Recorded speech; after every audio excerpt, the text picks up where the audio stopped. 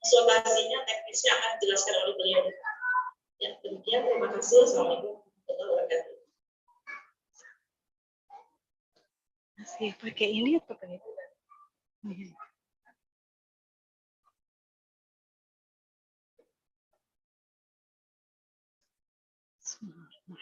Assalamualaikum warahmatullahi wabarakatuh. Alhamdulillah, rabbil alamin. Wassalatu wassalamu ala asyrafil anbiya'i wal mursalin wa ala alihi wa sahbihi ajma'in, amma ba'du. Alhamdulillah wa syukurillah, pada hari ini kita bisa berkumpul, bertatap muka. Ini pertama kalinya saya datang ke sini, ke Masjid Al-Iman. Jazakumullah khairul jaza kepada segenap panitia yang sudah mengundang saya datang ke sini. Bersilaturahim setelah kemarinnya bersama Pak Iqbal ya. Disclaimer dulu Bapak Ibu sekalian, saya nggak sekocak Pak Iqbal. Saya jelas ilmunya juga jauh dibandingkan Pak Iqbal, tapi yang saya pengen hadirkan di sini adalah sharingan berdasarkan pengalaman kami menangani berbagai macam kasus rumah tangga. Saya mau info dulu nih kepada Bapak Ibu semuanya untuk jangan memanggil saya Ustazah, karena kompetensi syariah saya sama sekali tidak berkualifikasi untuk disebut Ustazah, tapi panggil saya Mbak Zizi atau Bu Zizi. Ya, jangan juga Bunda, kayak terlalu bijak gitu rasanya gitu, karena bagi saya di ruang konseling saya pengen klien saya itu merasa nyaman dan menganggap saya sebagai seorang teman, gitu ya. Saya kelahiran 82, kalau ada yang penasaran, tapi kenapa muka saya boros? Inilah akibat dari terlalu banyak terlibat drama. Lebih dari 10 tahun kami di rumah konseling jadi orang ketiga terus di rumah tangga orang. Selalu menangani berbagai macam kasus suami istri yang sangat dramatis. Jadi kalau ada di sini yang suka sama drama, tolong jangan ya, hindari drama justru, karena itu akan membuat kita lebih tua dari usia kita. Dan sesungguhnya apa yang kita tonton di berita, apalagi di sosmed sekarang ya, begitu banyak kasus perselingkuhan lah, penyimpangan seks ya. Yang selingkuhnya itu bukan sama lawan jenis, malah sama sesama jenis. Itu sebenarnya hanya ujung dari bukit es gitu. Kalau misalnya Titanic itu kenapa bisa patah lalu karam, itu karena underestimate dengan gunung es. Dipikirnya gunung es itu ya kecil gitu. Padahal yang tersembunyi di bawah permukaan laut itu jauh lebih besar. Dan begitu juga fenomena masyarakat kita. Makanya alhamdulillah ya, di dalam lingkungan kita ada wadah yang begitu penuh berkah dan selalu istiqomah dalam syiar kebaikan, seperti Masjid Taklim Anisa di sini, ada Rumah Samawa, ada RKI, Masjid Al-Iman yang selalunya menjadi sarana untuk orang-orang sehat, tidak hanya secara rohiyah saja, tapi juga fisik dan psikologisnya gitu. Alhamdulillah. Tidak banyak orang yang punya kesempatan seperti ini. Makanya semoga kita doakan bersama-sama Masjid Al-Iman selalunya istiqomah menjadi tempat yang paling nyaman buat para muslimin mukminin, supaya semuanya bisa dirasakan dari segala aspeknya. Bapak Ibu, kalau ngomongin tentang mari kita bicara, emang betul Pak, saya pernah ada menangani kasus usia pernikahan 3 tahun, tapi 2 tahun belakangan mereka tidak bicara secara tatap muka. Masih tinggal satu rumah, usia pernikahan baru 3 tahun, tapi 2 tahun terakhir tidak bicara. Semua komunikasi lewat WA. Terus saya tanya, lah ngapain susah-susah ngabis-ngabisin pulsa gitu? Kenapa nggak ngomong aja gitu? Apalagi ada anak-anak yang masih kecil. Kata dia, tiap kali kami bicara selalunya jadi ribut. Jadi daripada ribut, mendingan ngetik aja by WA. Hal sesepele matiin lampu pun instruksinya adalah dengan WA. Ini sangat menyedihkan. Baru beberapa hari yang lalu saya mendapatkan klien yang dia begitu merasa frustasi dengan rumah tangganya karena suaminya itu hobi banget dengan silent treatment, alias ngambek. Biasanya kan perempuan yang ngambek kan ya. Tapi ini si suami. Dan ngambeknya itu bukan sehari 2 hari, bukan. bisa sebulan, bisa 3 minggu, gitu. Semaunya suaminya. Dan si istri ini sudah sangat mentok gitu. Jadi gimana caranya? Saya udah coba membujuk, saya udah minta maaf, saya udah coba nyenengin, tapi tetap saja si suami menjauh, bahkan betul-betul putus komunikasi, seolah-olah dia pengen menghukum istrinya gitu. Setelah digali ternyata si suami ini anak sulung yang menjadi tulang punggung keluarga. Kedua orang tuanya dari sejak dia kecil itu tidak bekerja. Jadi anak-anaknya inilah yang harus mandiri mengatasi semua permasalahan ekonomi. Sampai sekarang hanya dia yang satu-satunya bekerja pun dia yang dituntut untuk memenuhi semua kebutuhan orang tua maupun adik-adiknya. Sampai-sampai si istri itu tidak diberikan nafkah oleh suaminya. Karena saking tersita semua keuangannya untuk kebutuhan keluarga si suami gitu. Jadi masalah bicara ini memang hal yang kayaknya sepele, masa ada sih orang yang nggak ngomong? Ada gitu. Dan sayangnya ini terjadi tanpa disadari gitu. Makanya Bapak Ibu sekalian yang merasa bahwa kok kayaknya rumah saya ini ada masalah ya, alhamdulillah. Berarti Allah kasih hidayah untuk mencari jalan keluar dan bukannya hanya diam aja. Sama kayak sakit.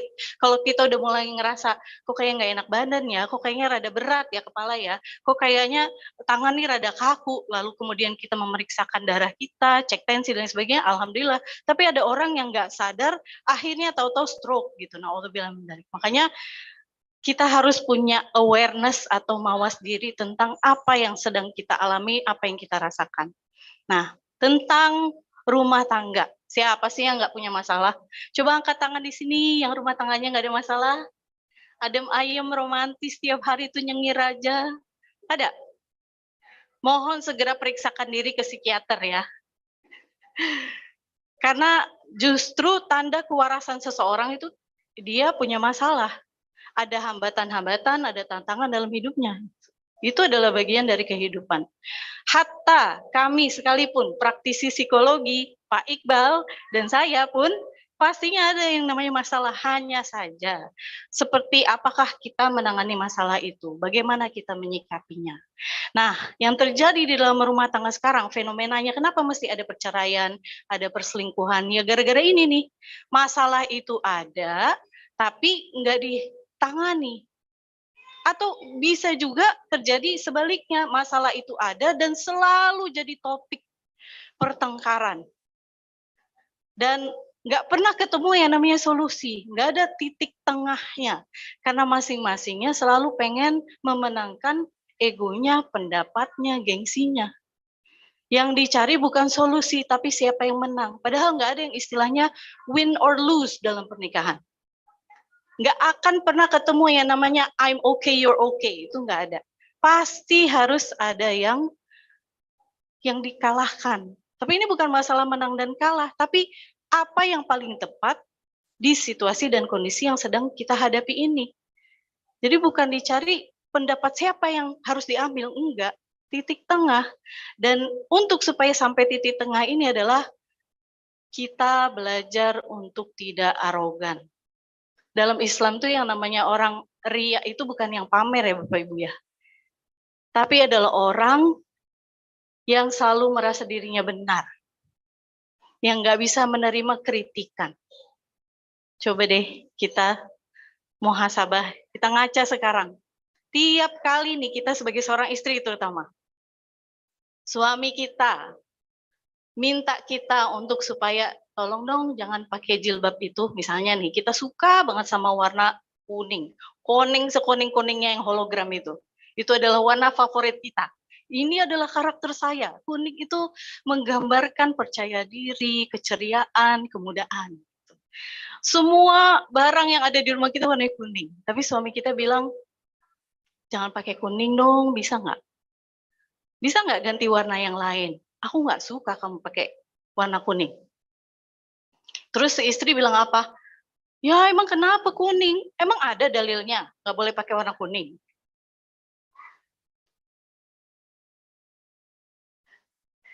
Tahu nggak ibu-ibu? Salah satu hal yang paling sulit sebagai istri itu bukan ketika dia harus bekerja keras mencari nafkah. Kita nggak ada berkewajiban mencari nafkah loh. Jadi para istri nih yang mungkin di antara ibu-ibu di sini bekerja di luar rumah, Anda memilih untuk berhenti, nggak pengen cari uang lagi pun nggak masalah, nggak dosa sama sekali. Tapi satu hal yang nggak boleh, itu adalah ketika kita tidak mentaati suami. Kalau untuk mentaati suami yang ada dalilnya mah gampang. Gampang, justru adalah hal yang sangat lumrah sekali. Tapi yang susah itu yang kalau nggak ada dalilnya itu loh. Coba, adakah dalil untuk nggak boleh pakai baju misalnya bunga-bunga, padahal kita ini sangat suka sekali dengan corak bunga-bunga, tapi suami kita nggak suka, karena selera dia aja. Itulah kenapa salah satu faktor yang menjadi biang kerok di dalam rumah tangga, terutama dalam komunikasi, adalah ketika si suami merasa dirinya tidak dianggap sebagai seorang suami. Ibu-ibu, suami-suami kita ini kelihatannya aja perkasa. Mereka setiap kali keluar dari rumah, itu mereka harus pakai baju perang. Kelihatan tangguh, berani. Padahal ibu-ibu harus tahu bahwa di tempat kerjanya, bisa jadi mereka itu ditekan oleh atasan, ada politik antar rekan kerja, ada ancaman-ancaman gaji bakal dipotong, bonus bakal ditahan, bahkan PHK. Belum lagi perjalanan menuju tempat kerjanya yang penuh dengan intrik-intrik dan strategi. Nyalip-nyalip di antara mobil-mobil yang besar, macet dan sebagainya, belum lagi cuaca. Tiap kali mereka keluar rumah, mereka harus pakai baju perang, ibu-ibu. Dan gak gampang. Di tengah tuntutan masyarakat sosial budaya kita yang mengharuskan laki-laki selalu tampil berani dan kuat, harus ada tempat di mana mereka bisa melepaskan baju perang itu dengan tenang, nggak akan diserang. Kalau laki-laki tiap kali dia keluar rumah aja harus pakai baju perang, masa iya di rumah pun dia harus pakai? Karena dia takut nanti di rumah bakal diapain? Diomelin istri, disalah-salahin istri. Itulah kenapa laki-laki kebanyakannya jadinya menutup diri. Ibu-ibu pasti heran, ini kok Bu Zizi malah ngomongin tentang laki-laki? Karena terbukti ibu-ibu, saya posting tentang masalah laki-laki ini di TikTok saya dan viral. Tentang man cave. Adakah di sini yang pernah dengar man cave? Gua laki-laki. Bukan gua ya, gua. Jadi, ada perbedaan nih antara laki-laki dan perempuan ketika menghadapi masalah. Kalau laki-laki, dia mumet, dia lagi mikirin sesuatu, mereka cenderung diem. Duduk, diem. Itulah kenapa laki-laki sukanya ngopi, duduk di depan teras, atau ada yang hobinya mancing, main game, itu juga termasuk dari duduk diam. Beda dengan perempuan, mereka nggak bisa diem. Tapi ini bukan dengan maksud mengeneralisir bahwa semua perempuan kayak gini. Perempuan cenderungnya justru pengen berbagi cerita. Ada pengalaman dapat cabai murah di tukang sayur, dia ceritain ketika pulang ke rumah. Makanya si suami suka heran nih, istri ini bawa cerita apa aja, gosipan yang ada di tukang sayur dia bawa pulang. Tetangga beli apa dia bisa tahu.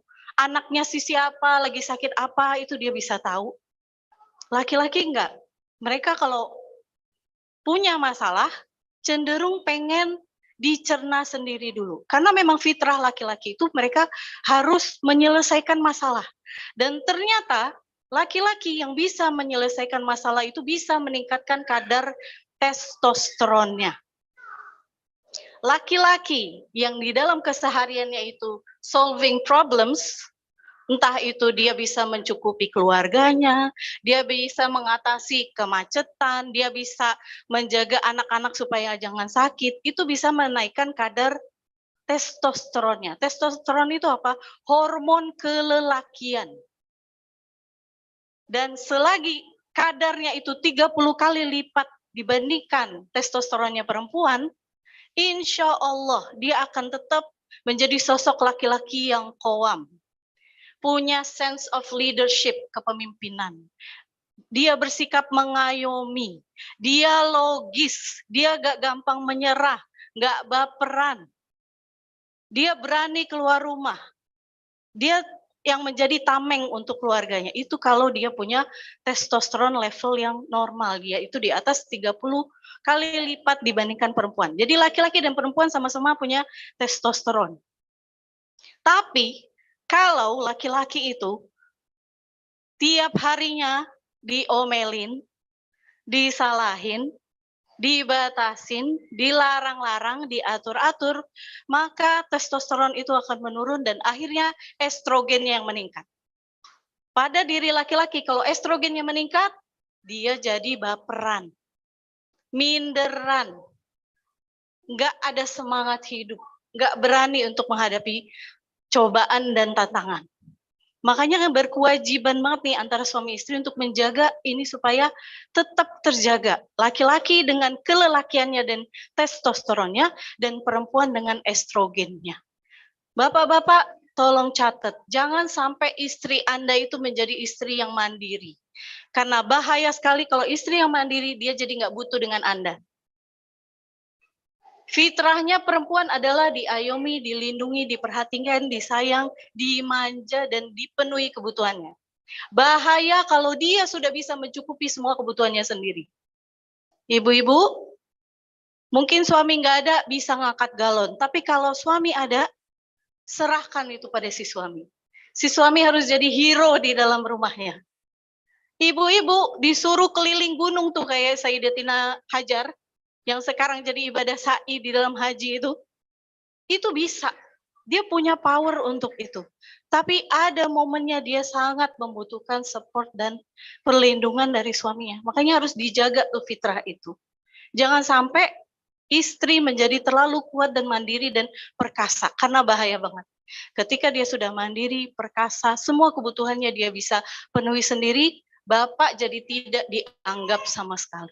Itulah kenapa angka perceraian yang hulu itu banyak sekali. Karena ketika para istri sudah mandiri secara finansial, suami tidak lagi memberikan perhatian dan kasih sayang, nggak ada interaksi yang hangat, akhirnya ya udah, buat apa hidup bersama? Itu. Ini ya, masalah yang ada dalam rumah tangga tidak ditangani, larinya ke pengalihan, entah itu pornografi, entah itu game, entah itu keluar rumah, pergaulan bebas, jadinya masalah akan menjadi lebih besar. Jadi biasakanlah rumah tangga kita, keluarga kita dengan masalah, Bapak Ibu. Anak-anak kita nih ya, jangan kemudian mereka disterilkan dari masalah. Mereka punya cerita nih dari sekolah, Pak, aku tadi dibully di sekolah. Jangan terus kemudian kita yang pasang barang, mana teman kamu? Kasih tahu, mana yang nomor orang tuanya? Biar papa samperin ke rumah. Jangan. Justru latih mereka untuk menghadapi masalah itu dulu secara mandiri. Oke, kamu tadi dipukul sama teman kamu ini. Kira-kira adakah perbuatan kamu yang mendorong dia jadinya memukul kamu? Iya sih, aku tadi ngerebut buku dia, terus aku robek buku dia. Soalnya aku sebel. Aku kan pengen banget punya buku itu, dia udah punya duluan. Oke. Alih-alih kita langsung menyalahkan anak kita, kita ajak dia berpikir kritis dulu. Kira-kira kalau kamu digituin, kamu bakal marah nggak? Jadi kita jadikan itu sebagai dialog untuk menganalisis masalah, dan bukannya kita yang langsung buru-buru pengen nyuapin solusi. Begitu juga dalam rumah tangga. Ada ketidaksetujuan dalam rumah tangga, ya oke, ini hal yang sangat manusiawi, tapi bukan berarti langsung disembunyikan, ditutup, dan sebagainya. Apalagi kalau kita berusaha melupakannya dengan mengalihkan perhatian ke hal-hal yang lain. Tentunya tanpa mengindahkan skala prioritas. Ya, pick your battles. Kita kalau mau perang tuh harus pilih-pilih dulu. Jangan semua perang kita pengen terjun. Ukur dulu kekuatan kita, energi kita, ya. Kayak misalnya urusan naruh anduk basah di atas kasur setelah mandi. Ini para istri, kalau saya lihat ya, secara mayoritas banyak yang komplain banget. Kenapa sih susah banget naruh anduk, udah dari berapa belas tahun kita menikah, susah banget ya. Pergi ke jemuran untuk dijemur, emang harus naik angkot berapa kali sih sampai segitu susahnya naruh anduk? Kalau kita mau semua perang kita jabanin, niscaya topik anduk aja bisa cerai. Tapi kalau kita mau pilih-pilih peperangan kita, niscaya kita berpikir, oh mungkin handuk basah ini jadi ladang amal pahala buat saya untuk melangkahkan kaki jemurin. Dengannya suamiku nanti anduknya nggak jamuran, dianya jadi nggak panuan. Kita nggak usah pergi ke inian ke dokter, saya juga nggak bakal ketularan panuannya. Udah berarti daripada suami saya panuan, inilah ladang amal pahala saya untuk tiap hari, tiap kali dia mandi, saya jembrengin di tempat jemuran. Karena kalau saya ngomel-ngomel, saya nggak mau testosteronnya nanti menurun, jadinya dia baperan, jadinya nggak ada semangat hidup. Mungkin kita husnuzon suami kita itu naruh anduk basah di atas tempat tidur itu karena memang pikirannya udah di kantor. Ibu-ibu, kayaknya ya suami kita itu wujudnya masih di dalam rumah. Padahal sebenarnya dia udah kepikiran dengan apa tugas yang menahan dia di tempat kerja nanti. Setumpuk apa itu kerjaan yang sudah menunggu dia untuk dia selesaikan. Makanya kita daripada sibuk-sibuk melabel suami, ngatain jorok lah, ngomel-ngomelin. Lebih baik kita lah yang menjadi bagian dari support system suami kita. Dan ingat, ibu-ibu semuanya, kalau kita pengen diperlakukan sebagai seorang kekasih, jangan kita memposisikan diri kita sebagai ibu buat suami kita. Udah cukup dia punya 2 ibu. Ibu kandung sama ibu mertua. Kita tugasnya adalah menjadi sosok yang support. Sebagaimana Rasulullah SAW ketika beliau mendapatkan wahyu pertama, turun dari Gua Hiro dalam kondisi apa? Shock, gemeteran, ketakutan. Masuk ke dalam rumah sambil bilang kepada Sayyidatina Khadijah apa? Zammiluni, zammiluni. Selimuti aku, selimuti aku. Apakah Sayyidatina Khadijah menginterogasi Rasulullah? Kemana aja? Kok tiba-tiba pulang dalam kondisi kayak gini? Kamu dirampok ya? Kamu diapain ya? Enggak. Khadijah dengan bijaknya langsung menenangkan Rasul, dipeluknya Rasul. Dan ketika sudah nyaman, keluarlah semua cerita-cerita, kronologi, apa yang terjadi di dalam gua itu. Seperkasa Rasulullah, seberani Rasulullah, yang yatim piatu dari sejak kecil harus menggembala kambing, hidup di antara bukan orang tua kandung dan saudara kandung, tapi paman, bibi, dan sepupu, beliau tetap membutuhkan sosok di mana dia harus menyandarkan dirinya dan berkeluh kesah. Apalagi kita sebagai manusia biasa. Dan para suami tolong catat, kalau laki-laki yang seharus sejantan itu aja, dia tetap membutuhkan tempat yang nyaman, apalagi kita perempuan, Pak. Kelihatannya aja kita mandiri. Padahal kita juga pengen dimanja, dibelai. Insting para suami ketika dengar istrinya ngomel tuh pengennya apa? Ibu-ibu sekalian, saya husnuzon, nggak ada yang ibu-ibu di sini yang sukanya ngomel ya, makanya nggak ada yang bisa nyaut ya. Biasanya kalau istri ngomel tuh para suami pengennya ngabur aja. Keluar, menghindar, di depan teras, ngopi sendirian, nggak mau diganggu, gitu. Atau pergi ngopi ke warung, atau pergi mancing, gitu. Padahal Pak, ketika istri lagi ngomel, nyuci piring tuh gumbrang-gumbrang di belakang, gitu ya. Entah berapa piring sama gelas yang pecah gitu, gara-gara dia cuci piring dengan begitu semangatnya, itu sebenarnya dia lagi teriak minta diperhatikan. Kalau ibarat orang lagi demo, Pak, itu dia lagi ngangkat spanduk. Tolong perhatikan aku, tolong tetap aku, jangan liatin HP aja. Pulang kerja yang diurusin malah HP. Aku nggak ditanya-tanyain. Padahal Bapak mungkin nggak tahu dia habis facial Pak ke salon. 2 jam dikuyak-kuyak ini sampai sakit-sakit berdarah. Dia udah kerimbatan, dia udah potong rambut. Habis 150.000. Suaminya nggak ngeliat, nggak natap, bahkan nggak dipuji istrinya. Makanya dia jadinya marah-marah. Sangat manusiawi kalau kita dengar orang yang lagi marah-marah ngomel. Itu kita pengennya menghindar. Tapi tolong Pak, disinilah posisi bapak-bapak ini lagi diuji kejantanannya. Ibarat kalau orang lagi menghadapi cuaca yang ekstrim ya, badai gitu, insting kita kan pengennya berlindung, masuk, ngumpet, bahkan masuk ke dalam tanah gitu, bunker kalau ada gitu ya. Tapi laki-laki di momen yang kayak gini justru wajib banget untuk menghadapi istrinya yang lagi di tengah badai perasaannya ini. Karena memang istri itu emosinya itu ya kayak cuaca, Pak. Nggak bisa diprediksi. Ini bukan kata saya. Kata Dr. John Gray. Beliaulah yang menulis buku Men are from Mars, Women are from Venus. Tidak bisa diprediksi memang cuaca itu.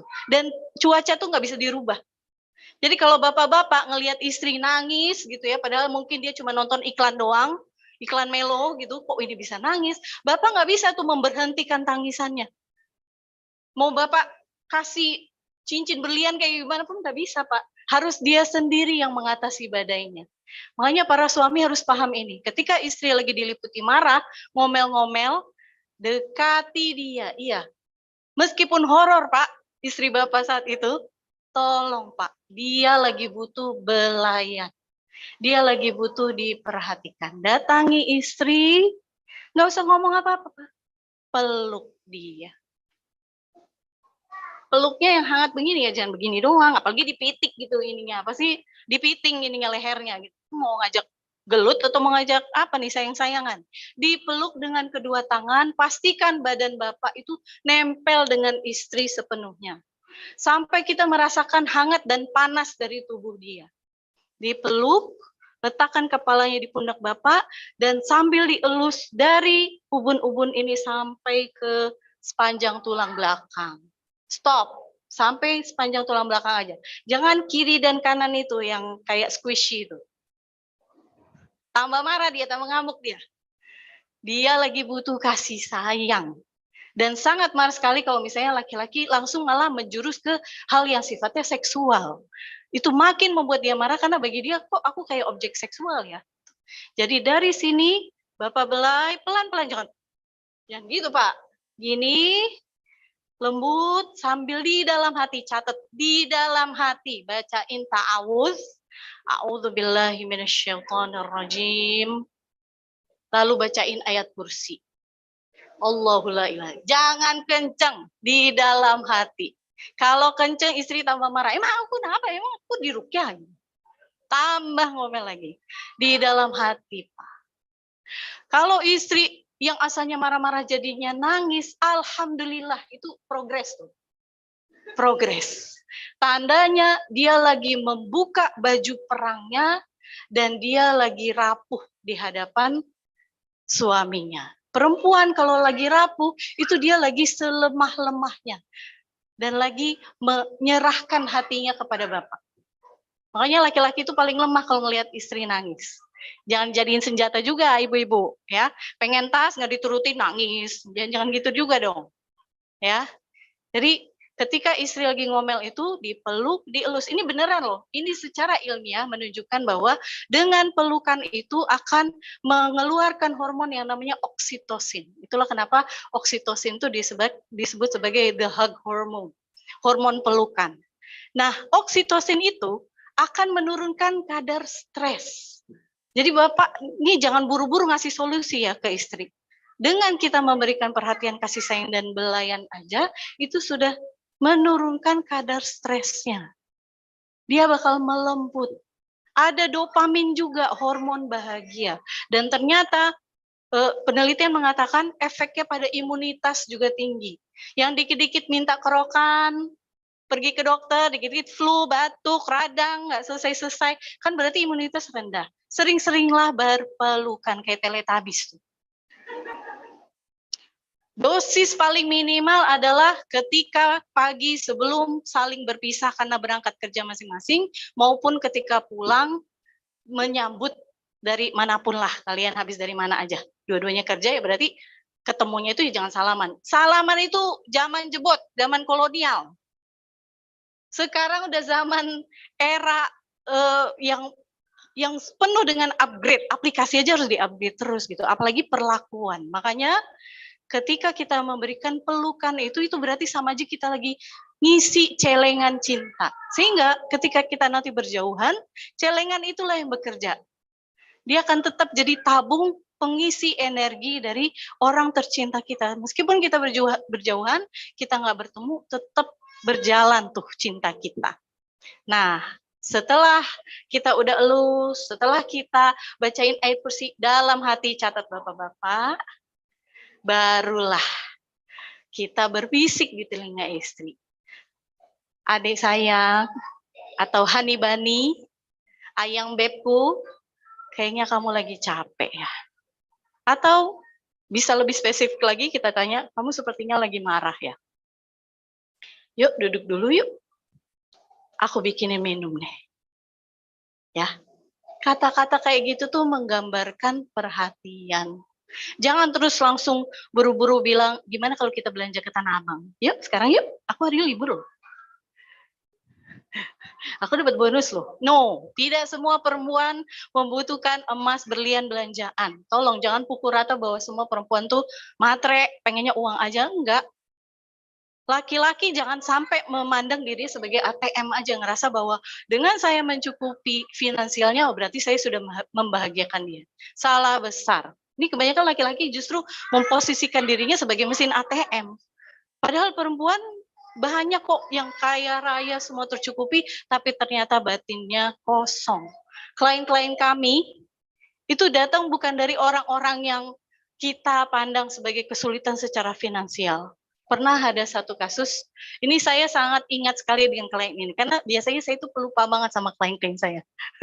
Jadi kalau ibu-ibu di sini ada yang ragu pengen konseling dengan saya karena malu nanti ke depannya pengen ketemu saya terus jadi canggung, nggak usah khawatir. Saya tuh sangat gampang sekali malu dengan lupa dengan klien saya gitu. Mau meskipun 2-3 kali sesi pun kadang saya udah lupa gitu ya. Bukan karena saking banyaknya klien, bukan. Tapi emang saya yang pelupa. Tapi ada satu kasus ini yang saya begitu ingat. Dia datang dengan mobil mewah, dengan supir ya. Cantik sekali. Kalau orang lihat, wah ini orang pasti bahagia banget. Apa sih masalah hidup dia sampai dia harus datang konseling gitu ya. Tapi ketika masuk ke dalam ruangan, kita basa-basi sebentar, terus saya bilang, silakan Mbak, kalau Mbak memang ada masalah yang pengen di-share dengan saya siap penyimak. Gitu. Dia nggak ngomong, dia langsung singkap hijabnya, dia perlihatkan ada tanda merah di lingkaran leher dia. Dengan gemetaran dia bilang, tiap kali suami saya lagi ada di rumah, inilah yang dia lakukan kepada saya. Suami saya adalah pilot maskapai luar negeri. Yang berarti dia hanya beberapa bulan aja ada di rumah. Tapi tiap kali dia ada di rumah, inilah yang dia lakukan pada saya. Apa aja. Dengan apa aja. Bisa dengan tali rapia, dengan selang, bisa dengan jilbab. Apapun yang ada di hadapan dia. Kadang menginjak kepalanya, kadang masukin kepalanya di ember pel, di hadapan anak-anak sekalipun.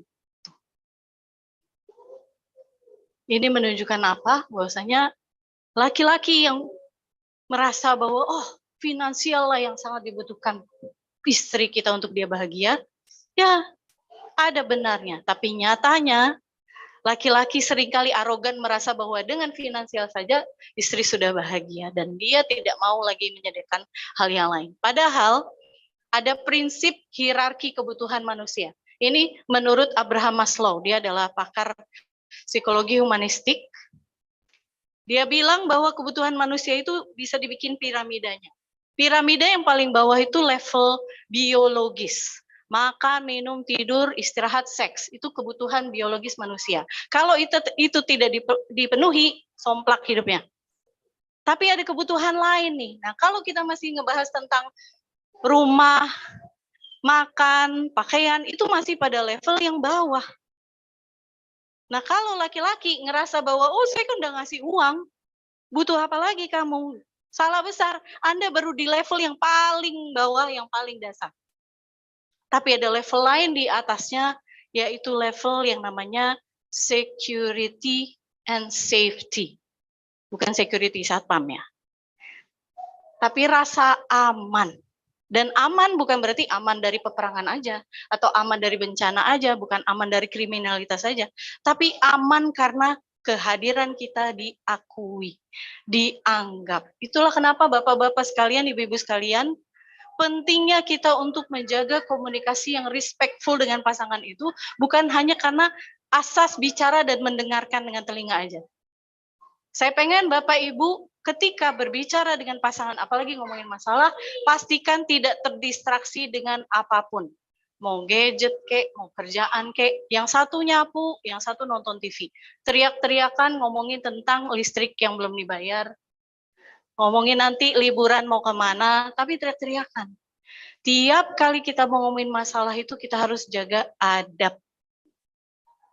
Dua-duanya duduk, ya kayak orang rapat aja, rapat kerja, Bapak Ibu tentunya tahu lah ya, rapat kerja itu ada nggak yang saut-sautan dari balik meja masing-masing di kantor itu?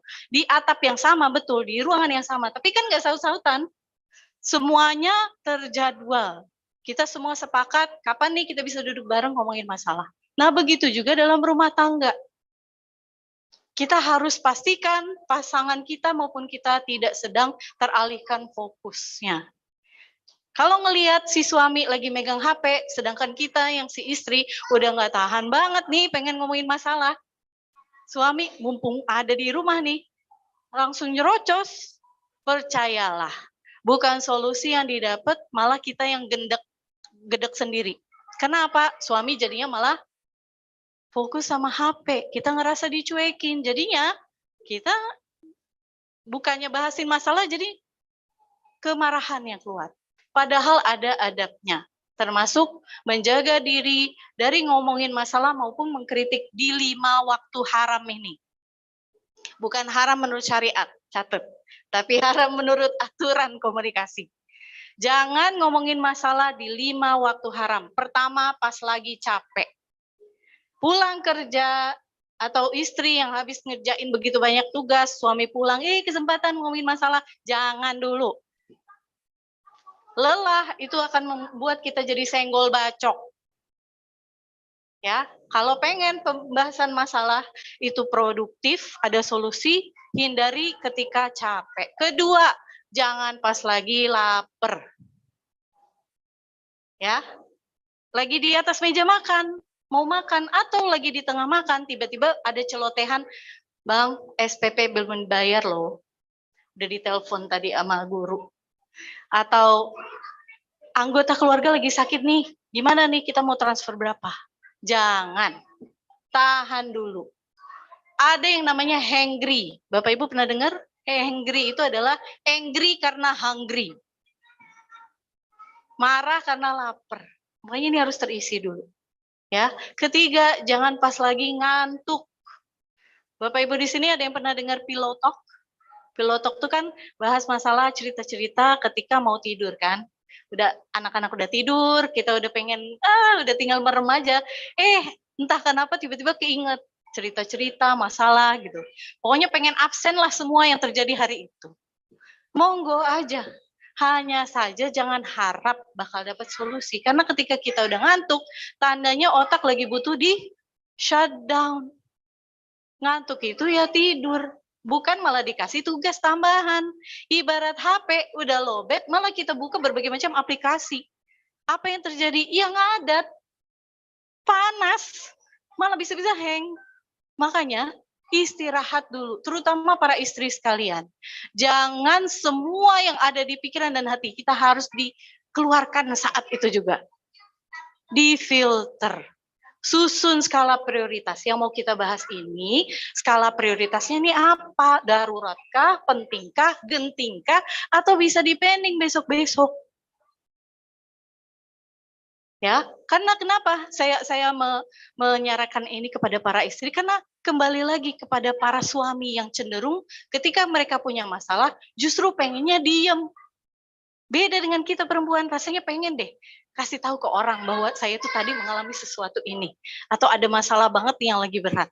Kita cenderung sharing. Kalau laki-laki cenderung diam dan memikirkan sendiri. Makanya banyak sekali para suami jadinya ketika mereka punya masalah tambah menutup diri. Itu ya karena mereka tahu kadang istrinya itu memberikan tanggapan yang kurang mengenakan. Ada yang balik menyalahkan. Ada nih suami yang dia bilang, saya tuh sebenarnya pengen loh cerita sama istri tentang masalah kerja. Malah istri saya malah jadi lebih baper daripada saya. Saya yang ditegur sama atasan, istri saya yang malah lebih marah daripada sayanya. Saya bilang, ya Aku tadi ditegur sama atasan karena telat masuk kerja. Terus si istri ngasih tanggapannya apa? Kau salah kamu sendiri. Itulah, makanya tiap hari aku ngingetin kamu kan, kamu nggak pernah dengar kan? Makanya kalau aku ngingetin tuh jangan marah-marah, jangan misu-misu, jangan ngambek. Bener kan aku sebagai seorang istri? Coba, suami ngeluarin satu kalimat doang, bilang tegur sama atasan. Si istri ngeluarin paragraf-paragraf yang panjangnya tidak ada titiknya. Akhirnya para suami, di momen ketika dia lagi rapuh, pengen berkeluh kesah, malah dimarahin, ya menutup diri dia. Tambah terprogram di otaknya, oke, lain kali kalau aku punya masalah, aku nggak bakal cerita lagi deh. Karena nggak aman buat saya untuk mengeluarkan masalah saya. Belum apa-apa, aku yang diserang balik. Udahlah dia ditegur sama bosnya, di rumah dimarahin sama istrinya. Terus kapan baju perang ini harus saya buka? Itulah yang membuat laki-laki jadi kelelahan. Makanya para istri yang dikit-dikit menuntut, aku tuh pengen suamiku sebagai imam. Kenapa sih dia nggak bisa menjadi orang yang ngambil keputusan? Kenapa sih dia nggak bisa menjadi orang yang solutif? Kenapa sih dia nggak menjadi orang yang suka dengan tantangan dan rajin? Bisa jadi karena perlakuan kita di rumah. Dan ingat loh, di dalam prinsip membangun rumah tangga yang sehat itu harus kita ingat ada 3 skill yang dibutuhkan. Pertama adalah mutuality. Kita harus punya skill mutuality. Mutuality itu berarti adalah timbal balik. Apa yang kita lakukan terhadap pasangan kita akan berbalik juga kepada kita. Kita seringnya adalah menuding terus kan, kamu yang salah, kamu yang harus memperbaiki diri. Tapi kita lupa bahwa tunjukkan itu juga akan berbalik pada kita. Mutuality. Kita pengen direspek sama orang lain, berarti kita harus respect duluan. Dan respect itu bukan tanda hormat aja, bukan salim aja. Tapi itu tadi, ketika pasangan kita berbicara, kita mendengarkannya nggak dengan sesama? Kita menatapnya nggak? Ingat, ini ada hubungannya dengan testosteronnya suami kita. Laki-laki itu akan meningkat testosteronnya ketika dia didengarkan. Makanya ibu-ibu, suami ngomong apa, dengerin aja, jangan dibantah. Jangan ngeluarin argumen macam-macam. Urusan negosiasi belakangan. Nanti ketika si suami sudah mengeluarkan nasihatnya, kritikannya, dia sudah puas, kita sebagai istri, iya sayang, baik, kalau menurut kamu itu yang terbaik, saya akan laksanakan. Tapi nanti kalau kita rada nggak setuju, kita pakai strategi ibu-ibu. Salah satu hal yang sangat-sangat lupa istri-istri itu gunakan untuk memenangkan pendapat dengan suami adalah femininitasnya. Femininity. Kelemah lembutannya, rayuannya. Itu adalah senjata loh buat perempuan. Laki-laki itu kenapa menikahi perempuan? Karena dia suka dengan kelemah lembutan.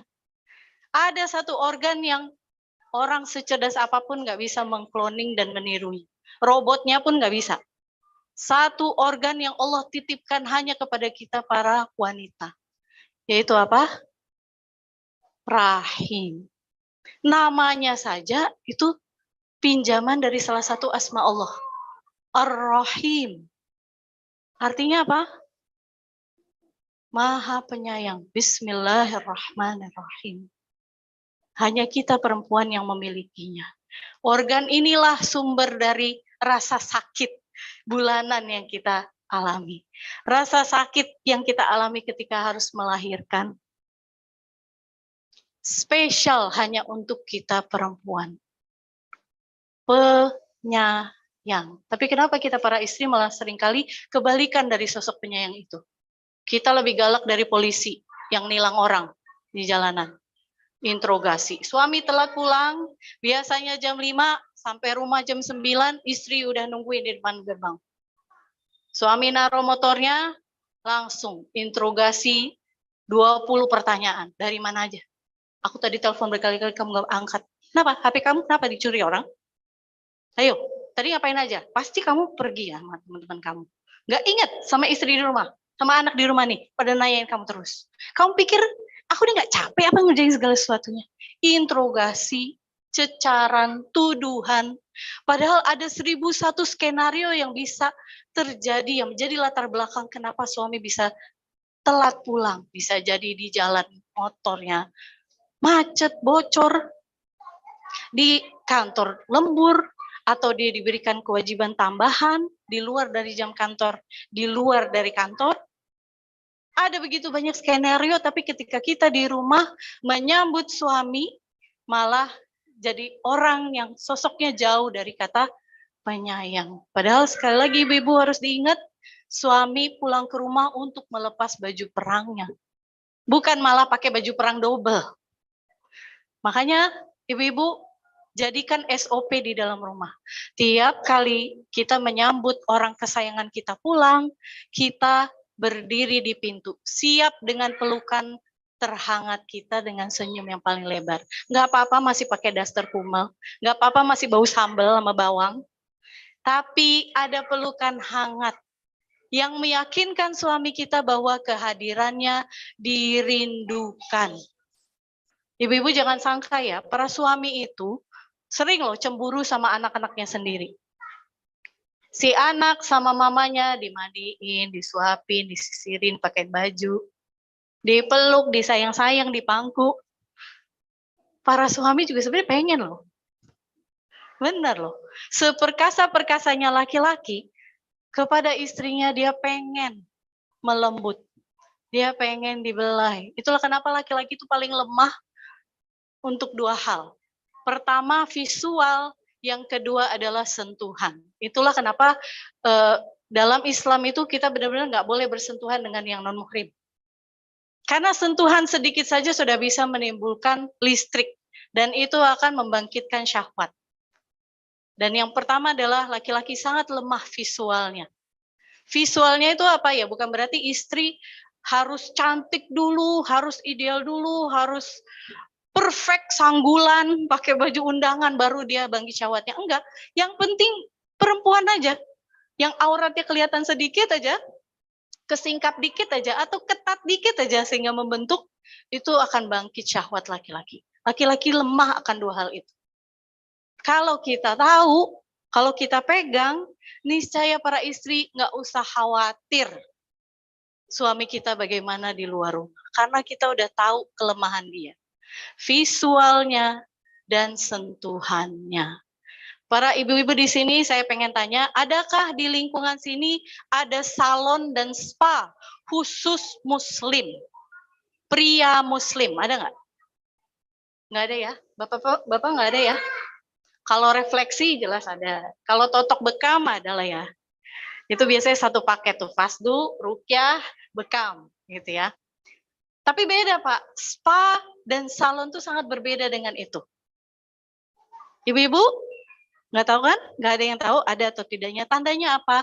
Itu menjadi lahan kita untuk menjadikan rumah kita sebagai salon dan spa untuk suami kita. Sekali lagi, laki-laki itu lemah akan dua hal, visualnya dan sentuhannya. Visualnya berarti apa? Ya kita di rumah, jangan sealim ini ibu-ibu, terutama di dalam kamar. Bolehlah kita alim kayak gini, pakai hijab, menutup dada, pakai baju longgar, mata yang ditundukkan gitu ya, nggak pakai wewangian, tapi di rumah sebaliknya. Karena bagi laki-laki, visual itu penting. Makanya ketika kita mau ibadah, mohon maaf saya pakai istilah ibadah. Pertemuan antara si suami istri dalam kamar, itu saya menamakannya sebagai ibadah. Karena bukan hanya hubungan fisik saja, tapi itu merupakan sedekah antara suami istri. Jangan matiin lampu segelap-gelapnya. Ini para istri, karena mereka insecure, bapak-bapak mungkin bingung ya. Kenapa ya ketika kita berduaan di dalam kamar tuh, udah mulai ke menjurus-jurus itu, istri tuh langsung gercep banget matiin lampu. Bapak-bapak bingung. Pertama Pak, para ibu-ibu tuh insecure sama tubuhnya sendiri. Dia merasa dirinya tidak cantik lagi sebagaimana muda dulu. Banyak banget yang udah ditarik gravitasi. Guratan-guratan, stretch mark yang saya yakin para bapak-bapak sendiri pun nggak menyadarinya. Tapi para istri sangat-sangat menyadari itu. Dan itulah yang menjadi sumber ketidakpercayaan diri dia. Sampai dipandang sama suami sekalipun tuh dia malu. Aku kan udah nggak cantik lagi. Aku kan udah nggak langsing lagi. Tapi kok kamu masih mau sih sama saya? Itu ada loh di dalam benak para istri. Itulah kenapa mereka mematikan lampu sampai gelap gulita. Padahal ibu-ibu, sekali lagi, suami-suami itu makhluk visual. Jangan sampai ketuker antara kepala sama kaki. Salah pegang, dia harus ngelihat wujudnya. Ya meskipun nggak terang-terang amat gitu ya pakai lampu kayak gini, tapi sedikit lighting lah, pakai lilin pakai lampu temaram, itu akan menjadikan mood jadi lebih romantis gitu. Jadi kelemahan laki-laki, pegang ini ibu-ibu, visual dan sentuhan. Sentuhannya bagaimana caranya? Seperti yang saya bilang tadi, sediakan salon dan spa di rumah. Cukup satu alat saja, namanya apa? Massage oil, alias minyak pijit. Beda dengan GPU, minyak lang, minyak kutus-kutus, but-but, apapun itu. Minyak tawon, balsem, no. Massage oil. Cari di toko, ada yang mereknya Herboris lah, Mustika Ratu lah, Sari Ayu lah. Ya, yang ada wanginya. Jangan minyak zaitun murni aja ya, itu kan nggak ada wanginya. Tadi dipikirnya ini kita mau dimarinasi, mau dipanggang gitu di oven, jangan. Minyak yang ada wewangiannya.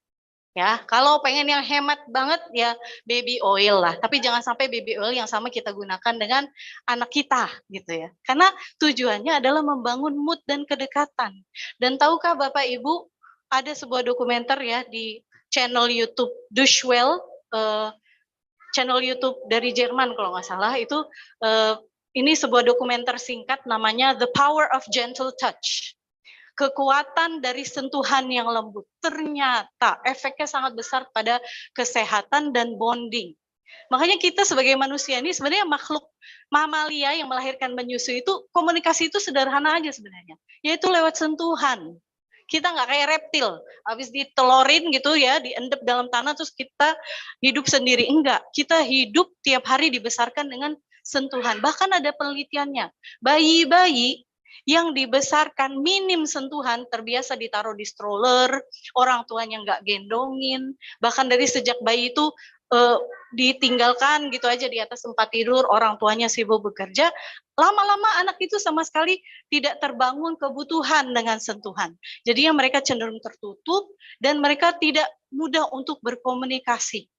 Percaya diri mereka rendah, mereka cenderung hati-hati dalam segala hal karena mereka gampang sekali merasa terancam. Makanya sentuhan nih powerful banget. Ibu-ibu, cukup satu alat, massage oil. Jangan kayak orang ngurut kayak Haji Naim yang benerin tulang itu, bukan. Gampang kok. Ibu-ibu di sini yang pernah ngadonin tepung, bikin cireng, lah mirip-mirip itulah ya. Pengen berlatih, mainanlah Play-Doh. Karena prinsipnya sama. Gerakannya itu ringan-ringan aja, nggak usah ditekan kenceng-kenceng, nanti yang ada kepelitek gitu ya uratnya ya. Yang sederhana aja, yang penting usapannya menekan, lembut, dan lebih asik lagi vibes-nya kalau diputerin lagu instrumen. Kayak spa-spa gitu, apalagi yang ada suara mengalirnya. Jadi kombinasikan tuh, lighting-nya yang tepat, terus massage oil, ada musiknya, ditambahin wewangian juga. Apalagi ada ekstra lagi, karena laki-laki makhluk visual, si istri pakai baju dinas. Minimal para istri harus punya minimal nih 2 biji aja. Beli online. Mungkin malu gitu ya, takut beli di ini, takut diomongin macam-macam, beli online aja. Ya, bukan hanya untuk menyenangkan suami aja, tapi kita ini akan berperilaku sesuai dengan pakaian kita. Kalau nih hari ini kita pakai baju yang baju daster gitu ya, pakai jilbab seadanya, ya pastinya mental kita adalah mentalnya pengennya ngosrek kamar mandi aja gitu. Tapi kalau kita pakai baju yang indah, matching gitu ya, rada bedak dikit lah biar nggak kusem gitu, niscaya vibe kita adalah vibe nyonya gitu. Yang anggun, yang lembut gitu. Pakai sepatu aja, kalau kita pakai sepatu kes rasanya pengen lari aja kan. Tapi kalau kita pakai sepatu pantopel, sepatu sendal yang girly-girly, ya pengennya jalannya yang lembut gitu. Nah begitu juga pakaian dinas. Kita memakainya untuk menyenangkan diri kita saja, bukan hanya untuk menyenangkan suami saja, tapi juga untuk menyenangkan diri kita. Dan ternyata ada penelitiannya. Tiap bahan kain yang kita pakai ini ada efeknya pada kesehatan maupun psikologis. Jadi kalau ada orang yang kayaknya suka marah-marah, jangan-jangan itu karena dia salah pakai baju. Pakainya brokat mulu yang gatel, gitu. Pakai satin yang nggak nyerap keringet gitu ya. Tapi kalau orang-orang yang pakaiannya tepat, bahannya nggak bikin gerah, jadinya moodnya juga nyaman. Begitu juga ketika pakai baju-baju dinas tuh, saya yakin ibu-ibu pasti bilang, ih kan gatel. Tenang, itu hanya dipakai 1-2 detik aja. Setelahnya udah nggak dipakai lagi. Ya, 2 kelemahan laki-laki tolong pegang ibu-ibu. Sedangkan para laki-laki, tolong catat ini. Perempuan itu berbeda pada visual. Laki-laki itu kan visual, perempuan nggak visual. Makanya bapak-bapak nggak usah insecure karena mungkin perut tidak lagi six pack kayak dulu, nggak kayak roti sobek, tapi kayak satu cheesecake gede banget gitu ya. Empuk, cabi, gemoy-gemoy gimana gitu, nggak usah insecure. Karena perempuan nggak visual sama sekali. Jadi kalau para suami ngerasa pede banget gitu ya dengan dia membuka pakaian di hadapan istri, istri tuh kadang ngerasa ya udah buka aja gitu. Beda ketika dia nih ya, tolong catat para laki-laki, karena para laki-laki tidak tahu ini. Pertama, penciuman para perempuan tuh sangat-sangat sensitif. Ambil hatinya dengan selalu menjaga diri dari bau-bauan yang tidak sedap. Itulah kenapa para istri suaminya baru mandi itu ya pengennya dipeluk, ya kan? Sayangnya para suami mandi kalau mau keluar rumah doang. Di rumah sarungan, pakai baju singlet yang udah bolong-bolong. Nggak kemana-mana ya nggak mandi. Padahal para istri juga pengen gitu. Suaminya tampil ganteng, bukan harus ya rapi gimana ya jangan kumel aja gitu. Dan wangi. Itulah kenapa para suami kalau pengen beli parfum, minta istri yang memilihkan. Jangan Anda pilih sendiri. Minta istri yang beliin. Tolong dong sayang, beliin aku parfum. Beliin aku deodoran nih supaya ketek nggak bau. Gitu. Karena para istri itu sensitif di sini karena Allah memberikan fitrah ini sebagai penjaga kesehatan di dalam rumah. Para dokter-dokter itu kan mengukur gigi ini kira-kira udah layak ditambal atau belum kalau si kapas yang dibuat sumpelan itu masih bau atau enggak. Kalau udah nggak bau, oh berarti udah nggak ada bakterinya lagi. Gitu. Nah begitu juga para perempuan, kenapa dia begitu sensitif? Anak yang pup di celana di pampers pasti dia udah tahu tuh dari jarak 5 meter aja dia udah tahu. Cuma dia diam aja, berharap suaminya yang nyebokin. Bukan karena dia nggak tahu, dia lagi pengen suaminya yang mengambil alih, gitu ya. Ininya, jadi ya suami nggak lihat, tapi suami nggak sensitif kecuali kalau udah anak itu digendong baru dia tahu. Kenapa nih? Adik bau, aneh ya. Baru tahu setelah dipegang. Tapi si istri udah dari jarak 5 meter aja dia udah tahu. Bahkan dari ujung sini sama ujung sini si istri tahu kena angin, arus angin tuh dia udah tahu. Oh, anakku tuh pasti gitu. Karena hari ini dia belum pup gitu. Istri ini sangat tajam. Jadi tolong jaga itu ya wahai para suami dan jangan sensi ketika misalnya pulang kerja terus si istri kayaknya ogah gitu dipeluk gitu atau ogah diajak masuk ke dalam kamar karena si suami masih bau asap. Para istri ngerasa bahwa ini kotor. Sinyal di otak dia menandakan bahwa warning ini akan mengancam kesehatan. Itulah kenapa para istri jadinya menyuruh mandi sana dulu atau sikat gigi dulu sana. Ya.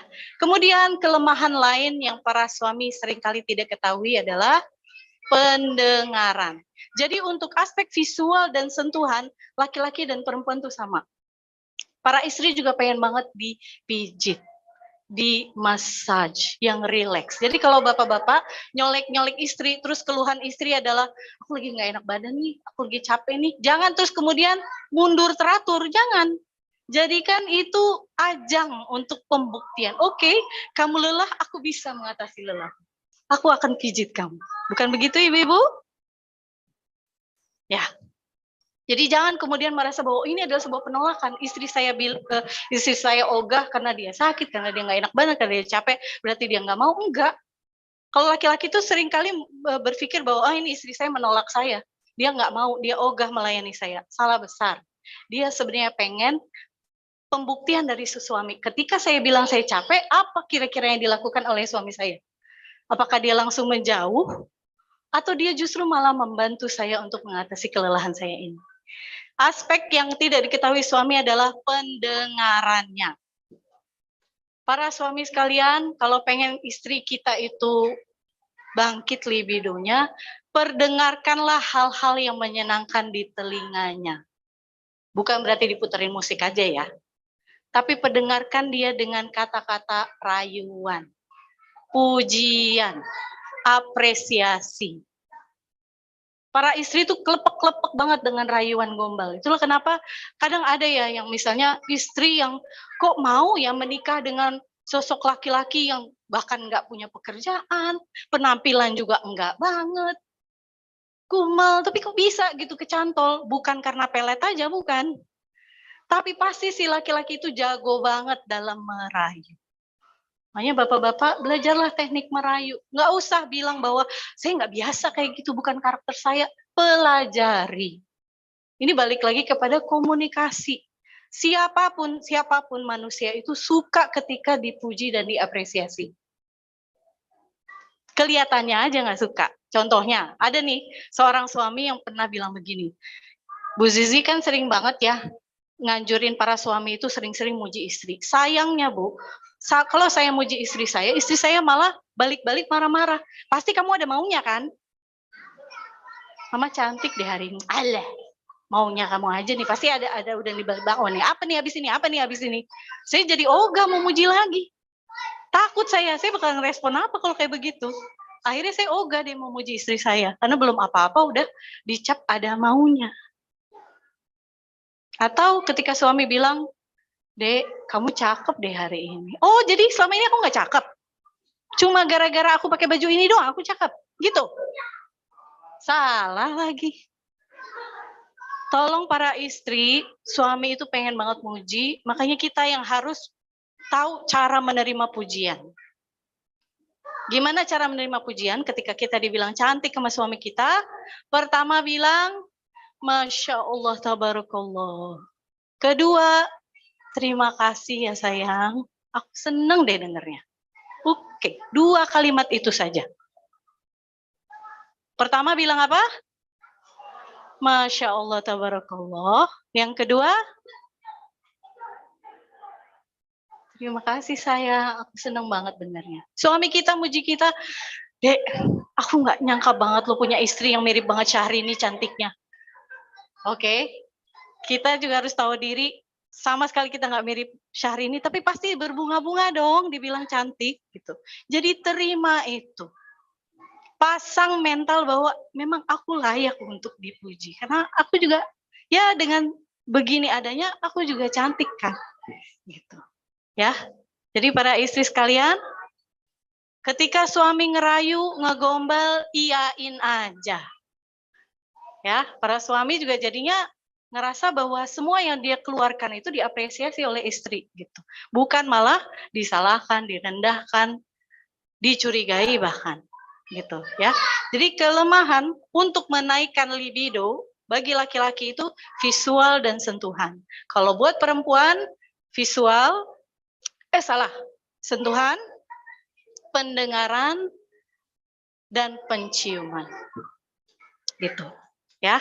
Nah, cara komunikasi yang efektif tuh yang kayak gimana sih? Bicara kita itu yang berbobot, yang tentunya langsung to the point. Maksudnya langsung ini bukan berarti langsung tiba-tiba, Bang ada tagihan, nggak gitu juga. Pastikan dulu dianya nyaman, basa-basi dulu lah. Tapi jangan juga pengen ke puncak, mau pergi dulu ke Lampung gitu. Muter-muter dulu kemana-mana, ke Aceh dulu, baru gitu pergi ke puncak.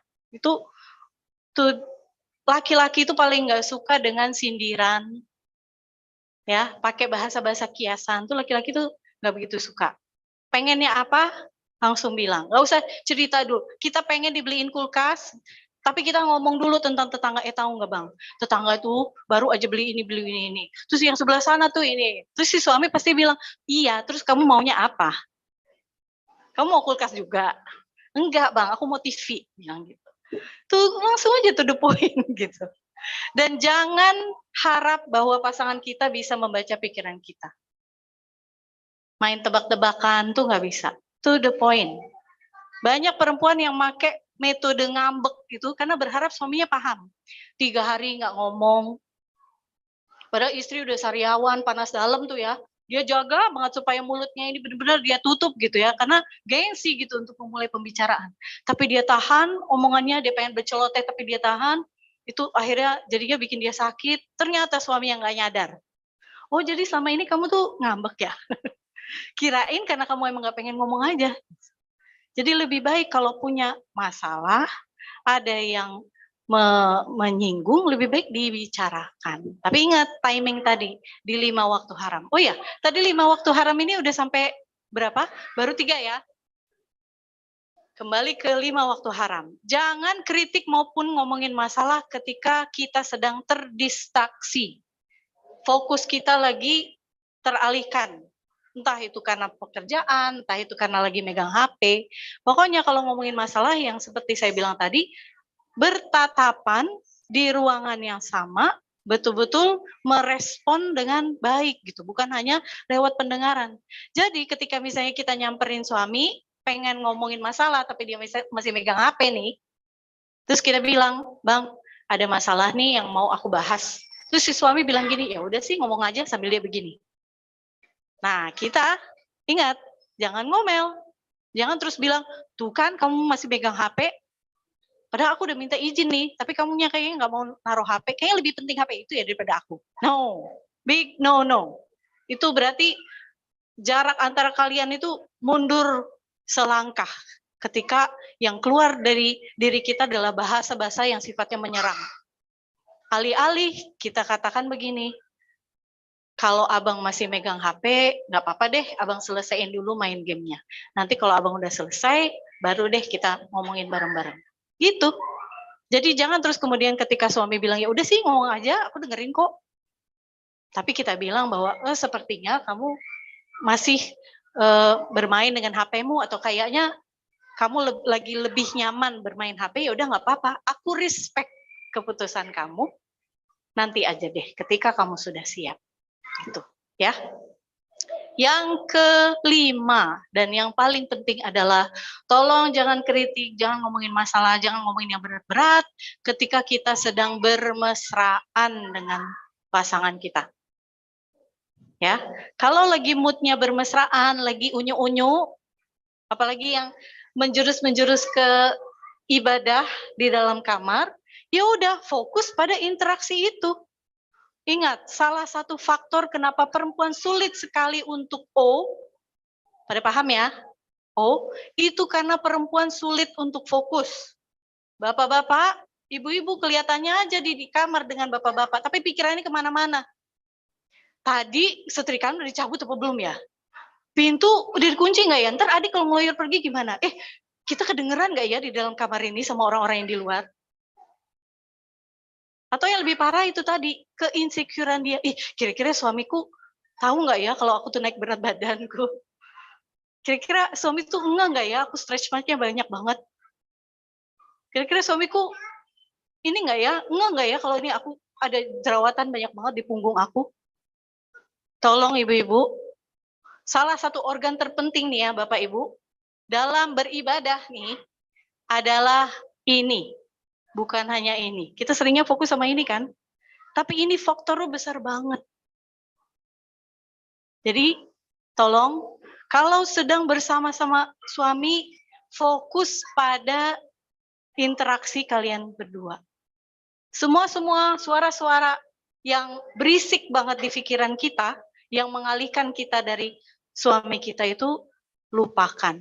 Fokus. Makanya saya pengen ngajarin Bapak Ibu tentang teknik sentuhan yang benar. Adakah di antara ibu-ibu ada yang mau maju ke sini? Jadi bahan percontohan? Siapa? Kalau nggak ada yang mau maju, ya berarti ketuanya Bu Niken yang harus jadi tumbalnya. Ada? Ada dong, siapa dong? Ada nggak? Nggak usah takut dia papain, cuma disentuh doang. Ada? Karena ini penting banget. Penting banget. Baik. Alhamdulillah. Makasih Mbak, salam kenal Mbak. Dengan Mbak siapa? Mbak Ai. Datang dengan suami atau sendiri? Oke, habis ini tolong dicontohin ya di hadapan Bapak Ibu semuanya ya. Saya pengen ngajarin, mohon maaf saya sambil duduk ya, biar mic-nya ini. Bapak Ibu, teknik sentuhan yang biasanya kita tahu adalah sentuhan yang begini. Nah, sentuhan yang begini sudah terprogram di otak kita sebagai sentuhan yang netral, yang aman, yang safe, tidak mengancam, tidak macam-macam. Ini sentuhannya. Inilah sentuhan yang biasa kita berikan kepada anak kita, orang tua kita, bahkan pada orang yang baru kita kenal sekalipun. Makanya salaman itu kan netral ya. Nah, yang kayak begini nih, tidak bisa membangkitkan syahwat. Makanya kalau antara suami istri sentuhannya masih kayak begini nih, ketika di dalam kamar, ketika sudah menjurus ibadah, itu nggak bisa membangkitkan. Apalagi yang begini. Kan katanya harus sering-sering dibelah, ya udah dong harus begini-gini. Ya nggak bisa. Tekniknya ada. Gimana caranya? Begini Bapak Ibu, terutama Bapak-Bapak sekalian. Yang hanya ujung-ujung jari saja yang menyentuh, atau ya pokoknya ujung-ujung aja lah, nggak harus semuanya, dan pelan, lembut. Yang begini. Ini berdiri gini ya. Ujung-ujung aja dan pelan. Ada beda nggak Mbak antara saya nyentuh gini sama yang begini? Bedanya apa? Geli. Oke baik, makasih Mbak. Oh iya, Mbak suaminya mana? Oh, monggo Pak, boleh saya minta izin untuk Bapak maju ke depan? Bisa Pak sebentar? Tadi ya. Sentuhan yang pertama begini. Sentuhan kedua begini. Oke, monggo Pak. Bapak ulurkan tangan Bapak. Ya, ini adalah jenis sentuhan yang pertama. Monggo dicontohkan. Oke, rasanya gimana Pak? Kayak dibedakin. Biasa aja kan ya? Oke, sekarang sentuhan yang kedua. Pelan saja.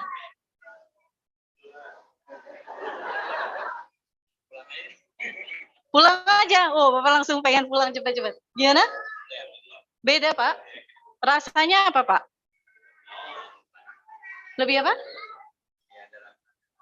Lebih ada rangsangan. Baik, terima kasih banyak Bu Ayi dan Bapak. Terima kasih. Masya Allah, tabarakallah. Bapak Ibu udah dapat contoh yang jelas ya tadi antara sentuhan yang pertama dengan yang kedua. Ya. Jadi kalau ngerasa bahwa kok kayaknya pasanganku nggak tertarik, kok nggak ada mood, ya perbaiki cara sentuhannya. Jangan praktekkan ini kepada anak-anak kita. Khusus hanya kepada pasangan saja. Sentuhan yang ngambang dan pelan. Bayangin, saya menyentuh Mbak Ai itu di forum yang umum begini, dan hubungan kita netral, saya bahkan baru kenal dan bertemu dengan baik, tapi dia sudah merasakan sensasi dari sentuhan saya. Yang disentuh pun di atas tangan biasa. Bayangkan kalau itu dilakukan oleh pasangan tercinta kita di dalam ruang yang temaram dan disentuh di organ tubuh yang sensitif. Organ tubuh sensitif, tolong catat ini bukan hanya di kelamin saja Bapak Ibu. Ada area-area yang sensitif. Di antaranya itu di tengkuk, di belakang telinga. Ini dekat sekali dengan batang otak, dengan saraf-saraf semuanya. Ini sangat sensitif. Punggung, sepanjang tulang belakang, makanya tadi saya anjurkan Bapak kalau mengelus istri itu dari ubun-ubun sampai sepanjang tulang belakang, itu akan menimbulkan efek relaksasi. Kalau begini, tapi kalau begini, efeknya jadi berbeda. Ya, jadi tolong dicatat. Ya. Ada yang udah nggak sabar pengen cepet pulang? Dalam berkomunikasi ada big no-no-nya. Big no-no-nya apa? Kata-kata yang sifatnya menyerang. Mungkin tidak ada cacian, mungkin tidak ada maki-makian, nggak ada kebun binatang, nggak ada yang di dalam keluar kamar mandi gitu, enggak. Tapi nadanya itu menyalahkan, membandingkan. Tuh kan, nih gara-gara kamu kan kita telat. Coba tadi kamu dandannya nggak lama, kita nggak bakal telat deh. Menyalahkan. Menyalahkan nggak sekali, tiap hari diungkit lagi. Kejadian 20 tahun lalu masih juga dibahas. Menyudutkan. Coba, ini salah siapa kalau bukan kamu? Ya kan? Kamu kan yang milih begini. Ini kan kemauan kamu kan? Aku udah nyariin begini, begini, begini. Menyudutkan. Mempertanyakan. Meragukan. Membandingkan. Saya pernah ada salah satu klien saya tuh kan, dia bilang gini, saya tuh udah ngerjain loh saran dari Mbak Zizi, bahwa saya tuh harus sering-sering muji suami saya. Ya udah, mujinya kayak gimana? Terus dia bilang, ya aku puji waktu dia pakai baju baru yang aku beliin tuh, ya aku bilang, tuh kan Bi, udah aku bilangin buat dipakai kemarin-kemarin tuh, masih aja kamu gak denger, giliran udah pakai begini, cakep begini, kamu tuh seharusnya terima kasih sama aku. Itu dia bilang itu pujian. Padahal kata-kata itu mengandung semua yang ada di sini. Menyalahkan, menyudutkan, mempertanyakan. Pujian itu sesederhana bilang, kamu cantik, kamu ganteng. Atau nadanya apresiasi. Aku senang banget kamu masakin nasi goreng. Makasih ya sayang, kamu udah ngasih aku uang ini. Ini para istri sekalian, dikasih nafkah oleh suami, diterima, jangan terus malah bilang, ya Bi kurang. Kan tahu kita harus bayar ini. Jangan. Ketika kita menerima, yang pertama kali harus kita ucapkan adalah Alhamdulillahirrabbilalamin. Yang kedua, jazakumullah khairal jaza. Bisa aja suami kita itu nggak ngasih uang ke kita, nggak memberikan nafkah. Dia jajanin entah buat apa. Tapi enggak. Hatinya tetap tergerak untuk justru mengingat kita sebagai seorang istri. Makanya kita harus ucapkan apresiasi itu, Ibu. Ya, jangan sampai kita take it for granted, ngerasa bahwa ini kan kewajiban kamu sebagai seorang suami ngasih nafkah istri. Aku memang selayaknya dapat ini. Big no. Ya, apresiasi itu sangat-sangat penting dan dibutuhkan oleh laki-laki. Sekali lagi, untuk menaikkan testosteron level dia, untuk tetap dia bersikap sebagai seorang laki-laki dan kowam di dalam rumah tangga. Kalau para istri justru merendahkan suami, jangan harap dia bisa berperilaku sebagai seorang laki-laki. Yang ada dia malah baperan, takutan, ragu-ragu, pelin-pelan, susah ngambil keputusan, diem, mager, dan lain sebagainya. Ya, melabel. It's easy for us to label, to judge when we don't understand. Mudah sekali untuk kita ngejudge, melabel, ngasih sebutan nama ketika kita nggak mau berusaha memahami. Contohnya apa? Misalnya, suami atau istri ada nih yang tidak seresik suaminya. Berharapnya bahwa, oh dulu tuh kelihatannya dia rapi ketika kuliah, sebelum ta'aruf tuh udah mengawasi dari jauh. Oh kelihatannya dia itu ini ya, selalu matching, bersih, nggak pernah tabrak-tabrakan bajunya antara hijabnya. Oh berarti mungkin dia resik nih tipenya. Ternyata setelah ta'aruf dan setelah menikah baru ketahuan ternyata si istri itu suka selebor misalnya. Dia sering berantakin pakaian atau dia sering lupa untuk naruh pakaian kotor di dalam keranjang. Kalau untuk suami yang tipenya melabel dan menjudge, niscaya yang keluar dari mulutnya adalah, kamu tuh jorok banget ya. Kamu tuh beda ya sama ibuku. Ibuku tuh ini banget loh, bersih banget loh. Kenapa sih kamu nggak bisa kayak ibuku? Yang bersih, rapih. Mudah sekali untuk kita ngejudge. Padahal bisa jadi ada latar belakang lain di balik sikapnya si istri yang tidak seresik si suami. Bisa jadi karena pola asuh, atau bisa juga karena ada masalah kepribadian. Orang-orang yang ADHD, di sini ada yang pernah dengar ADHD? Attention Deficit Hyperactivity Disorder. Orang-orang yang kayak gitu tuh sulit banget untuk menuntaskan tugas. Jadi dia gampang banget terdistraksi, teralihkan.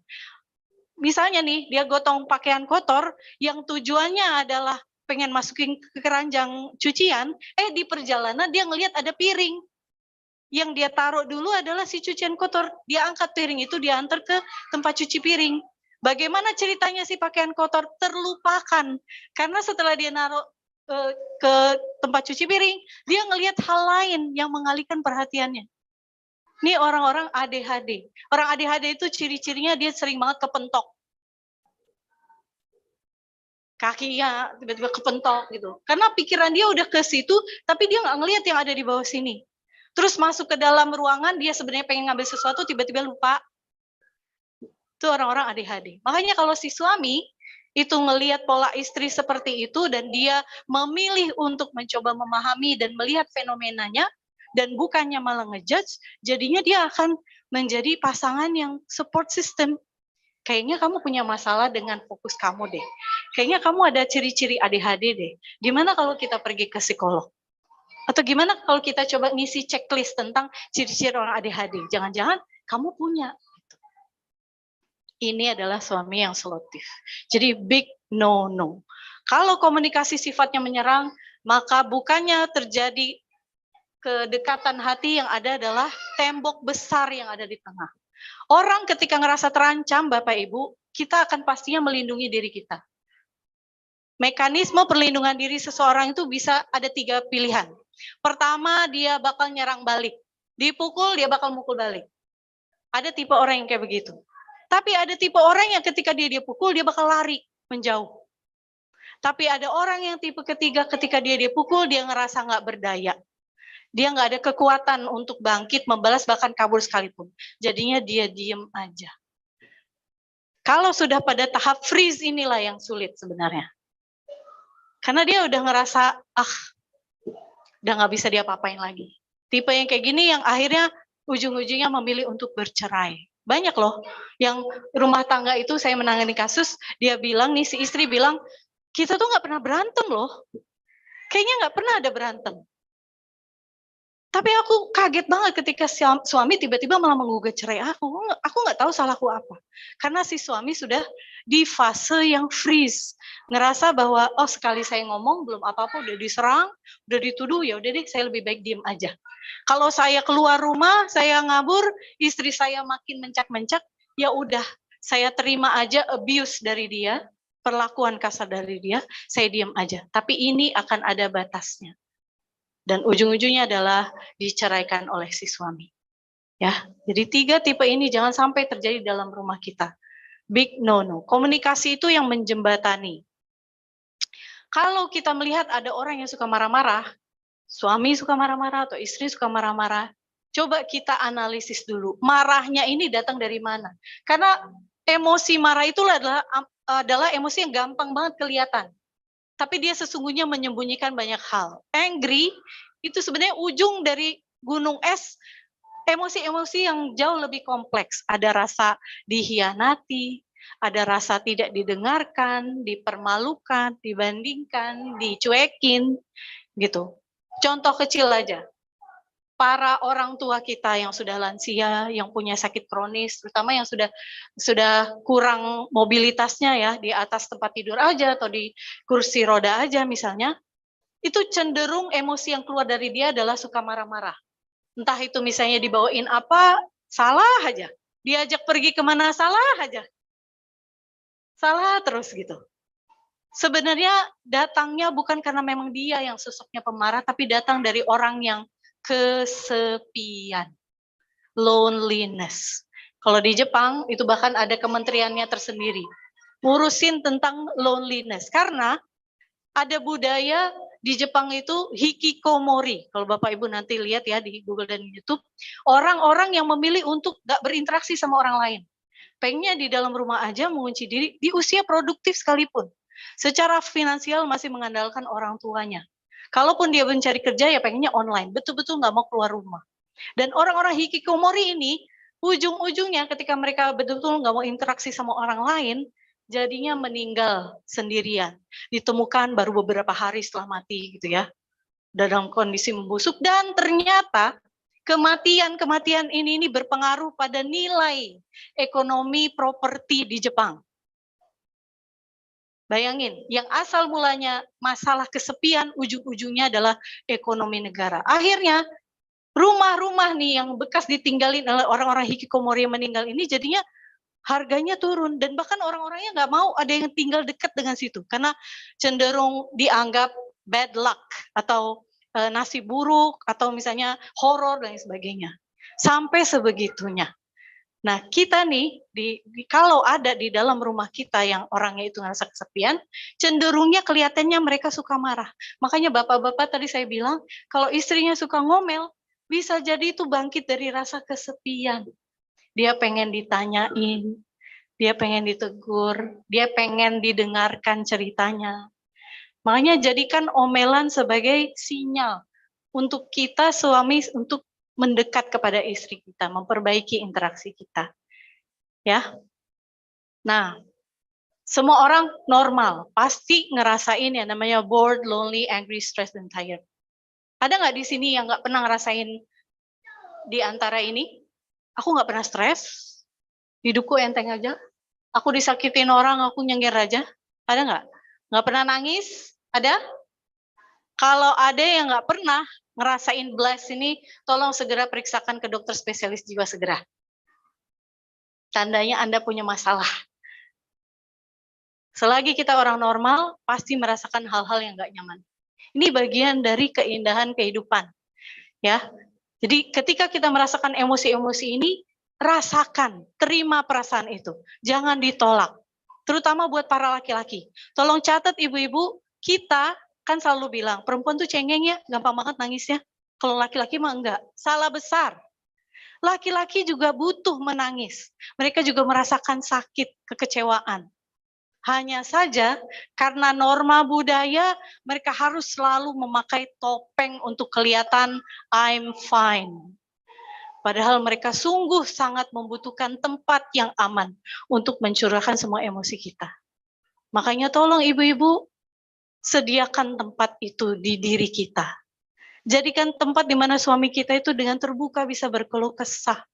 Nggak perlu dia pakai topeng, nggak perlu dia pakai baju perang. Karena laki-laki yang sehat dalam mengekspresikan emosi itu, dia bakal produktif. Istri kalau mau menyemangati suami itu nggak usah kayak cheerleader gitu. Ayo mas, semangat, tiap hari kerja, enggak. Jadi aja tempat yang nyaman buat suami. Insya Allah suami akan bangkit sendiri semangatnya. Ya. Dan waspadai 4T ini dalam berkomunikasi. Timingnya, waktunya. Mau ngomongin sesuatu, lihat dulu kondisi masing-masing. Suami kita nih lagi nyaman nggak? Kitanya sendiri lagi nyaman nggak? Jangan habis mengalahkan 2 keranjang cucian terus pengen ngomongin masalah, jangan. Yang ada ngegas. Yang kedua, intonasi. Porsi besar dari komunikasi itu adalah intonasi. Kalau udah ngerasa, kayaknya ketika kita berbicara udah mulai meninggi, udah kayak saling beradu argumen, segera ambil langkah untuk break dulu, time out dulu. Kayaknya kita udah mulai ngegas nih, istirahat dulu ya. Kita pending dulu ya pembahasan ini, sampai kita bisa menenangkan diri sendiri dulu. Jangan dipaksakan untuk tuntas saat itu juga. Ini kebanyakan para istri merasa bahwa kalau punya masalah, bahas sampai selesai. Jangan sampai tidur membawa masalah. Salah besar ibu-ibu. Kadang dengan kita rehat, itu akan ringan pikiran kita. Yang asalnya kita merasa ini sebuah sesuatu yang penting, taunya ketika kita bangun pagi hari, oh ternyata itu bukan sesuatu yang urgen-urgen banget kok. Jadi istirahat itu akan meriset lagi pikiran kita supaya mengatur skala prioritasnya dengan baik. Tekniknya juga. Dalam komunikasi itu ya nggak seasal itu kita mengeluarkan pendapat kita. Mau menyatakan sesuatu itu harus ada adabnya. Dalam Quran bukankah kita dituntun untuk menjaga omongan kita supaya qaulan sadida, qaulan ma'rufa, qaulan layyina, qaulan maisuro, dan lain sebagainya. Saya nggak hafal. Omongan yang lembut, kata-kata yang fakta, yang betul tidak ditambah-tambahin, yang solutif bukannya ngomporin, yang membimbing dan bukannya menuntut. Yang keempat, yang benar, bukan asumsi, bukan pendapat pribadi. Termasuk melabel itu tadi, melabel seseorang, alah kamu dasar pemalas. Padahal bisa jadi karena pasangan kita ini bebannya lagi banyak, atau karena dia ada masalah kepribadian. Nah ini nih, Bapak Ibu, mau mengekspresikan marah dan kecewa atau nggak suka kepada pasangan juga harus hati-hati bagaimana kita menyusun kalimat-kalimat kita. Ini kebanyakannya para istri jawab kayak gini nih ketika ditanya sama suami. Si istri diem aja, terus suami nanya, kamu lagi marah ya? Dengan gengsinya si istri ngejawab, enggak, aku nggak marah kok. Ingat, para istri, tidak ada satupun manusia di atas muka bumi ini yang bisa membaca pikiran orang lain. Jadi tinggalkanlah metode ngambek itu.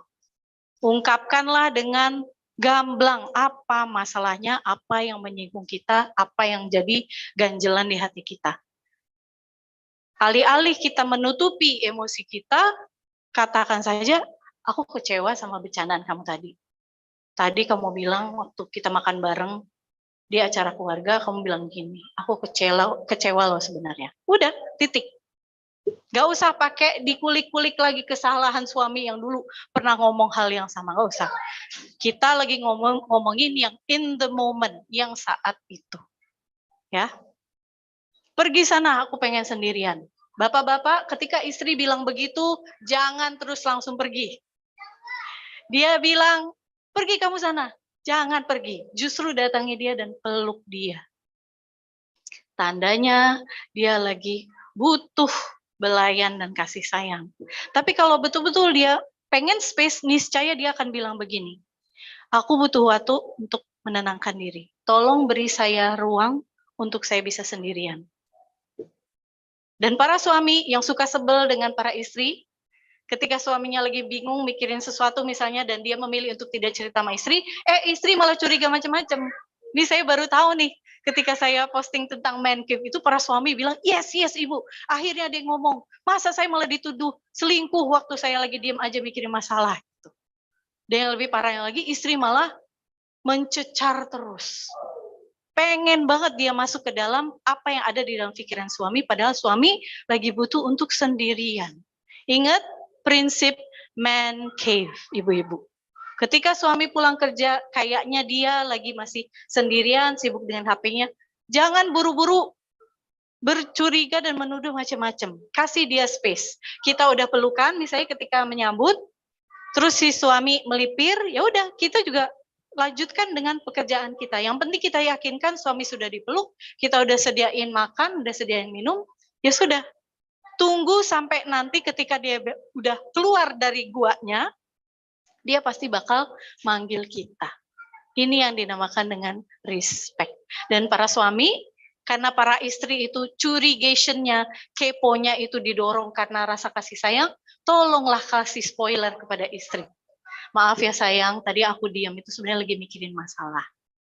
Adalah pokoknya masalah pekerjaan, tapi doain aku ya, semoga aku bisa atasin itu.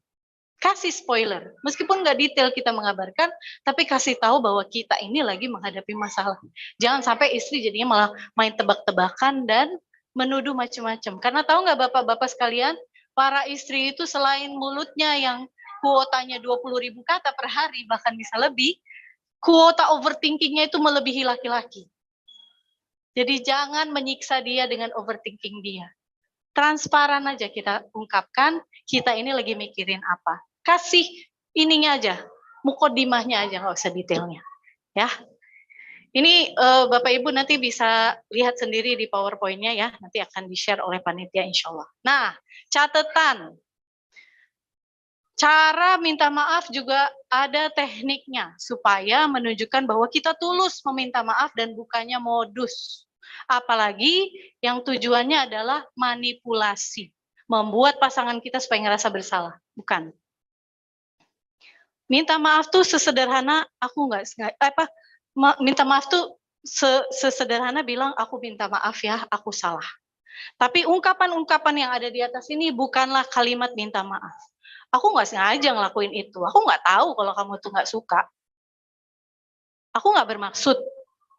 Kalau kita bilang kayak begini, niscaya segala hal kesalahan yang kita lakukan, selagi kita sandingkan dengan kata aku nggak sengaja, berarti fine-fine aja dan harus dimaafkan. Aku minta maaf. Tapi ini kan gara-gara kamu juga. Coba kalau kamu nggak begitu, pasti aku nggak bakal begini. Ini adalah salah satu ciri-ciri pelaku perselingkuhan. Kalau saya gali ya, para istri-istri ataupun suami yang pasangannya itu melakukan perselingkuhan, kalau minta maafnya kayak begini, chance atau kesempatan untuk mereka bisa memperbaiki rumah tangganya itu saya bilang sangat ini ya apa? Ini bukan ilmu pasti, manusia itu kan bukan sesuatu yang pasti. Tapi saya melihatnya kecil kemungkinan untuk mereka bisa pulih. Karena apa? Dari rasa bersalahnya saja tidak ada. Jadi kalau ada orang yang selingkuh, saya selalunya nanya, apa yang suami ibu katakan ketika dia minta maaf? Ya dia bilang, ya aku minta maaf, aku tahu ini salah. Tapi kan aku kayak begini gara-gara kamu yang bukan istri yang baik. Kan gara-gara kamu yang gak bisa ngelayanin aku, makanya aku kayak begini. Nah, itu bukan perkataan minta maaf, tapi arogansi. Dia cuma mengungkapkan minta maaf sebagai stempel di depan aja. Tapi isinya sama sekali bukan perkataan maaf. Malah balik menyalahkan. Ini yang dinamakan dengan gaslighting. Ya. Atau sampai ada ungkapan, udahlah lupain aja, nggak usah diungkit-ungkit. Ini banyak kasus suami melakukan perselingkuhan, istrinya sampai trauma, nggak bisa tidur, insomnia, nggak mau makan, ngurung diri di dalam kamar, dengan entengnya si suami bilang, udahlah ngapain sih diinget-inget lagi, kan aku udah minta maaf. Kan aku udah nggak kontak lagi sama perempuan itu. Udah sih, move on. Aku aja udah move on. Padahal ada yang disebut dengan post-betrayal syndrome. Sindrom pasca perselingkuhan. Naudzubillah jangan sampai ada yang terjadi di dalam sini. Post-betrayal syndrome itu adalah sindromnya kayak orang depresi. Tapi sebenarnya bukan depresi. Baru sindromnya aja. Kalau ini berkelanjutan bisa jadi depresi. Ciri-cirinya itu tadi. Tidak bisa tidur. Overthinking. Tiba-tiba emosinya meledak-ledak. Yang asalnya udah netral gitu ya sama suaminya. Tiba-tiba dia jadi marah-marah, mencak-mencak, sampai bisa bersikap agresif. Cakar suaminya, nahan suaminya dari berangkat kerja, gitu ya. Nggak mau berinteraksi dengan orang lain, gitu ya. Bahkan ada yang sampai tahap menyakiti dirinya sendiri. Self-harm. Nyilet-nyilet, mukulin kepalanya di tembok, pengen nabrakin diri ke jalanan, gitu. Itu ada.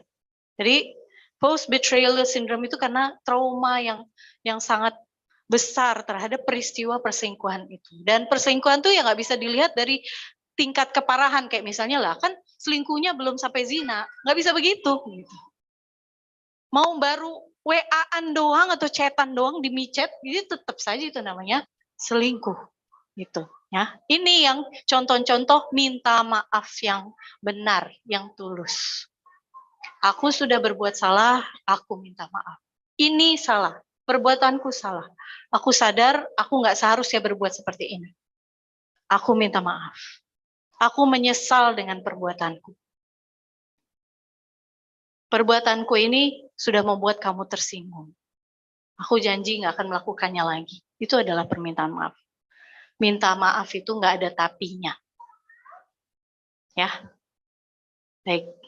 Nah, untuk kritik, saran, dan harapan kepada pasangan, pengen mengoreksi perilaku dan sikap dia, gimana cara menyampaikannya?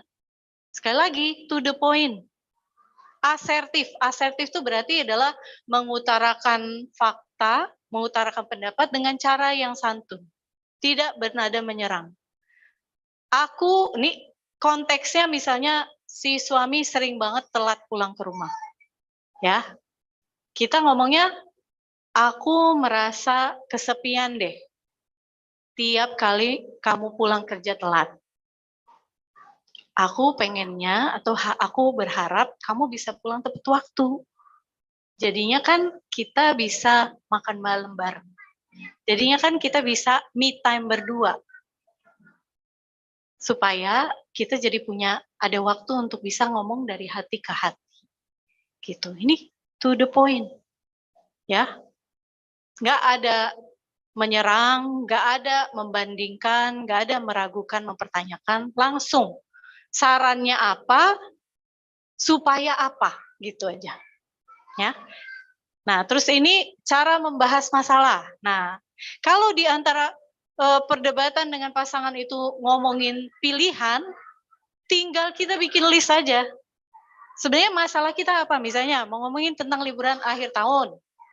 Si istri pengennya ke pantai, suami pengennya ke gunung. Daripada berdebat pengen mana yang dimenangkan, lebih baik kita bikin list. Oke, kira-kira konsekuensi positifnya dari liburan ke pantai itu apa? Efek positifnya apa?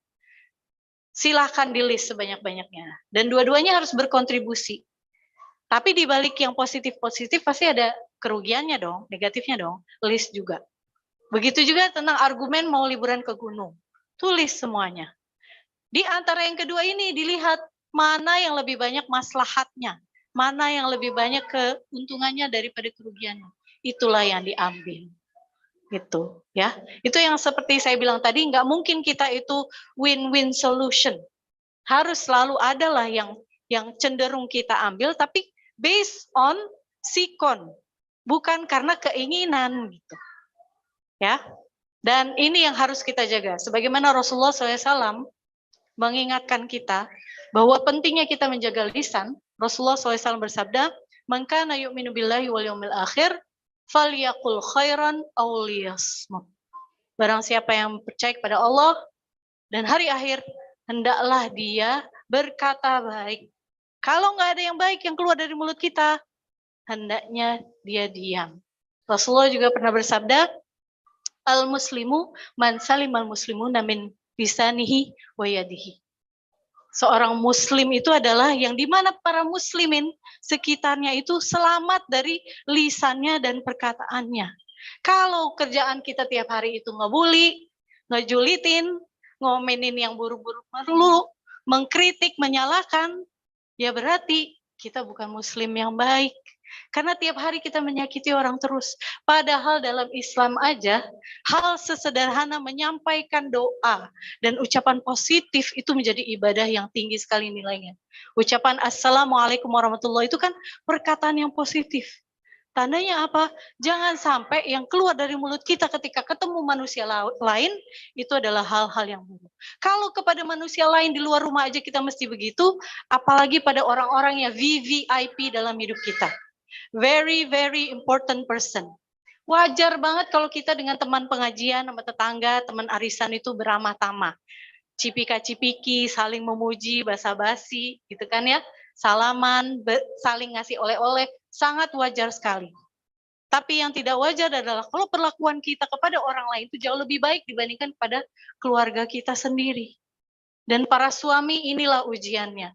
Anda sebagai seorang qawam, leader di dalam rumah tangga, Anda mau memerintahkan apapun untuk istri dan anak tuh bisa aja, Pak. Tapi akhlak para ayah dan para suami inilah yang akan menjadi penentu bahwa rumah tangga ini bakal sakinah, mawadah atau tidak. Gitu. Jadi orang yang paling baik di antara kalian adalah yang paling baik terhadap keluarganya. Makanya ibu-ibu sekalian, kita nih pakai cakep begini, ramah basa-basi sama teman arisan, harus lebih ramah lagi sama suami kita. Begitu juga para ayah sekalian. Ya, mungkin ini saja yang bisa saya sampaikan. Mohon maaf apabila ada kekhilafan dan kelancangan maupun kekurangan. Semuanya datangnya dari diri saya yang dhaif ini. Mohon dimaafkan sebesar-besarnya dan akan lebih banyak lagi kita gali topik ini lewat tanya jawab. Terima kasih sebelumnya. Wassalamualaikum warahmatullahi wabarakatuh. Waalaikumsalam. Masya Allah.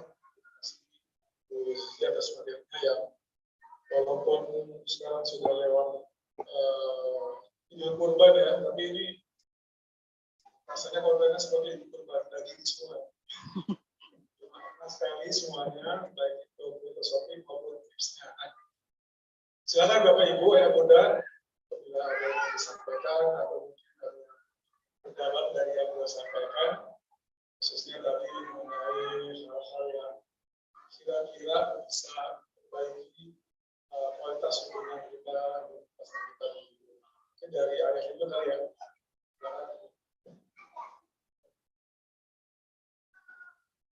Lagi ini ayah Haris, ayah Haris. Yang bisa juga pagi-pagi.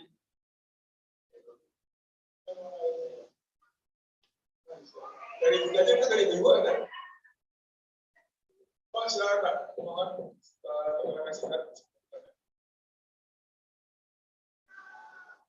Assalamualaikum warahmatullahi wabarakatuh. Waalaikumsalam. Saya Ghazali dari Bapak menanyakan untuk sentuhan tadi yang menyampaikan itu berlaku untuk suami dan istri.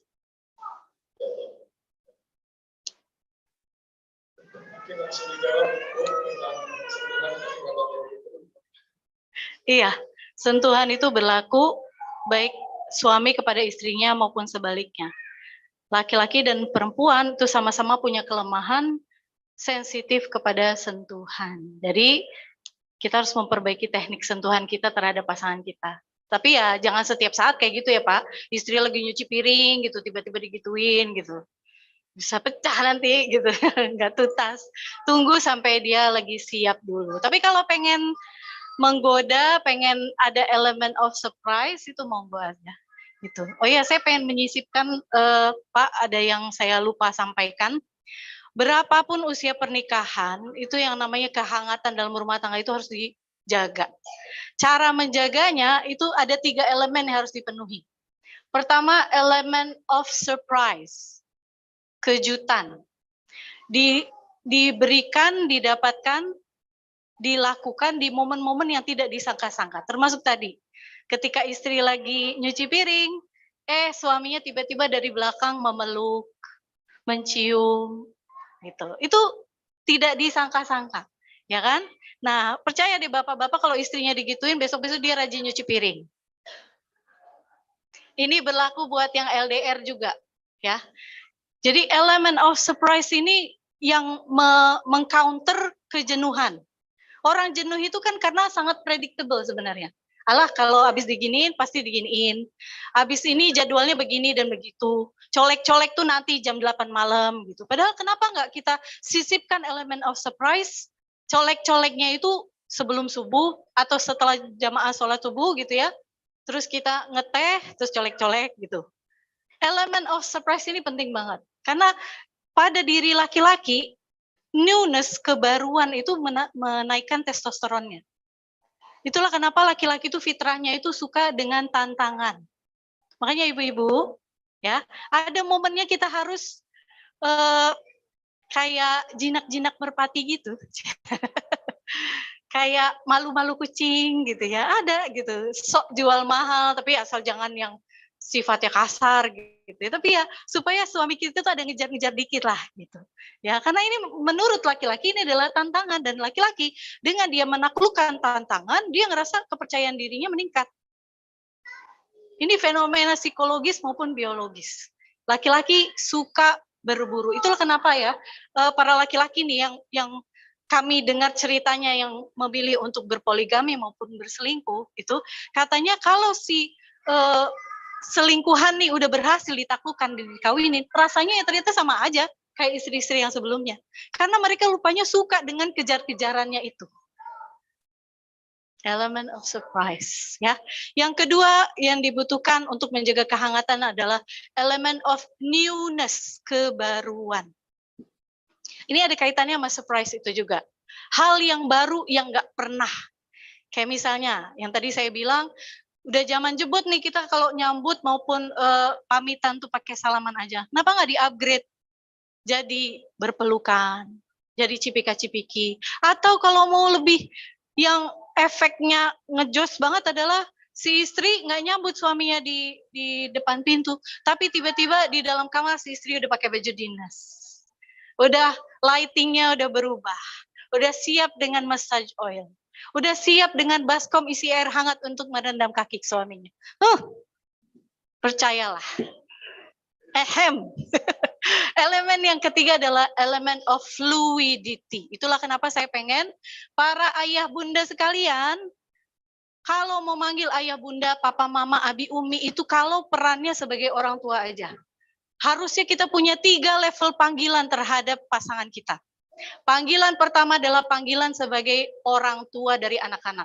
Kayak saya sama Pak Iqbal, Itu kita ada punya 3 level panggilan. Kalau Pak Iqbal manggil saya Bunda, berarti Pak Iqbal lagi expect saya untuk berperan sebagai seorang ibu.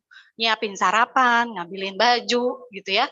Itu adalah peran seorang ibu dari anak-anak. Tapi ketika Pak Iqbal memanggil saya sebagai yang, entah itu peyang, entah itu apalah, loyang lah, pokoknya yang aja, saya terset di mindset saya bahwa saya lagi dibutuhkan sebagai seorang rekan, partner, teman, sahabat, rekan kerja.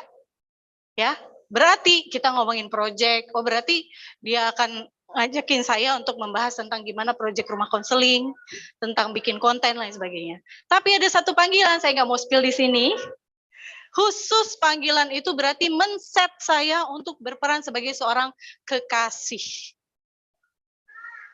lover, pacar, yang berarti set kepribadian saya yang harus manja, membelai, mendengar, merayu, usel-usel, pijit-pijit, belai-belai, dan sebagainya. Dan wa akhwatuha. 3 elemen itu. Jadi sangat-sangat berpengaruh sekali kalau kita bahkan kepada pasangan kita lagi berduaan aja, manggilnya masih ayah bunda. Nggak bakal mesra kalau kayak gitu. Masa kita memanggil panggilan pasangan kita peran orang tuanya, kan sedangkan kita pengen peran kita lagi sebagai kekasih. Gitu. Jadi 3 level panggilan itu dan 3 elemen itu yang harus diingat.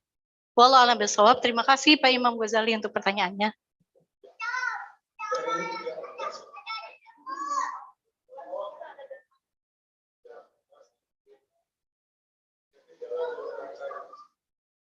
Dari dunia lain barangkali ada yang mau ditanyakan? Kalau belum ada, saya mau satu. Oh ya. Kadang-kadang kan katanya perlu membangun komunikasi itu dengan hal yang receh gitu ya. Sejauh mana sebenarnya komunikasi yang ada itu memperbaiki komunikasi antara korelasinya atau seperti boleh ada boleh. Bapak Ibu, semua yang saya sarankan di sini tolong diambil dengan kebijaksanaan dan sikon dari rumah tangga masing-masing ya. Kita kan paling tahu bagaimana dinamika kita dengan pasangan kita gitu. Ada orang-orang yang memang suka dengan humor, tapi ada orang yang memandang humor itu sebagai pengalihan isu. Para istri itu kadang gergetan sama suaminya ketika di momen-momen lagi serius, tiba-tiba suami ngeluarin hal yang receh gitu. Padahal itu mengganggu fokus dia gitu, dan dia merasa bahwa suaminya lagi berkelit. Jadi ya jelas harus milih-milih waktu sih menurut saya. Humor receh yaitu tujuannya kan sebenarnya mendekatkan hati ya gitu. Tapi kadang memang ada orang-orang yang ketika dia udah fokus tuh dia nggak mau diganggu gitu. Salah satunya adalah tadi humor receh itu. Tapi bagi saya ya, saya dengan Pak Iqbal nih, kami berdua nih makanya mukanya boros-boros karena kami terlalu sering mendengarkan drama-drama itu. Berarti di rumah jangan sampai kita ketemu drama lagi. Kami kalau bisa dibilang jarang banget ngomongin yang berat-berat sebenarnya. Lebih sering bercanda, lebih sering yang enteng-enteng gitu. Karena di luar sana itu dunia begitu kerasnya. Masa di rumah juga mau diciptakan suasana yang serius juga gitu. Padahal bukankah bercengkerama antara suami dan istri itu bagian dari sesuatu yang nilainya ibadah gitu. Bahkan masuk dalam Rasulullah SAW bilang sesuatu yang tidak sia-sia sama sekali. Ketika bercanda, bercumbu rayu antara suami dan istri. Jadi para istri sekalian, ingat ya, ada momennya kita ngomongin masalah, ada momennya kita meletakkan masalah itu istirahat, sambil kita rebahin badan kita dan rebahin mental kita, sehingga nanti di saatnya kita lagi kuat, kita angkut lagi beban itu.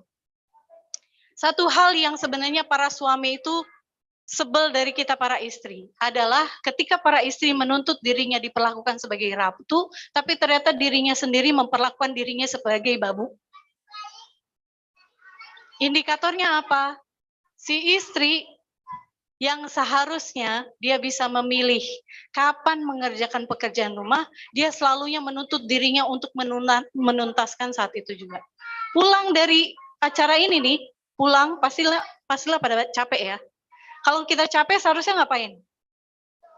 Istirahat. Tapi kalau para istri ketika pulang mereka lihat rumah berantakan, apa yang dia lakukan? Dia beresin. Dalam kondisi capek, kita dibebankan tugas tambahan, yang ada bakal marah, ngomel. Nanti yang kena omelan siapa lagi? Suami. Padahal suami juga lagi capek. Kenapa sih para istri yang seharusnya dia rebahan dulu, istirahat dulu, malah mendahulukan benda mati yang kalau nggak disentuh 10 tahun pun sebenarnya nggak bakal protes. Apakah ada benda mati itu bakal protes? Cucian piring misalnya, apakah dia bakal protes? Kalau dia itu dikesampingkan dulu, nggak bakal. Dia nggak bakal teriak-teriak, cuci aku dong, beresin aku dong, nggak bakal. Dan dapur tuh kenapa letaknya tersembunyi di belakang? Ya supaya nggak langsung kelihatan ketika kita masuk ke rumah. Tapi entah kenapa kita para istri merasa bahwa itu adalah suatu beban yang besar yang harus diselesaikan saat itu juga. Akhirnya tanpa dia memperhatikan kondisi fisiknya dan kewarasannya, dia tetap kerjakan. Ujung-ujungnya ngomel, marah-marah. Yaitu tadi, nyuci piring sambil gumbrang di rumah. Tuh kan, piring kotor kan? Tuh, enak aja tuh. Suamiku malah tidur-tiduran, rebahan. Udah tahu nih rumah berantakan kayak gini, nggak dibantuin. Tolong para istri utamakan kewarasan, kesehatan. Karena segala sesuatu yang kita lakukan di rumah nih, nyuci piring, nyuci baju, masak, itu bukan kewajiban kita loh. Catat. Kita para istri harus diperlakukan sebagai ratu oleh suami kita.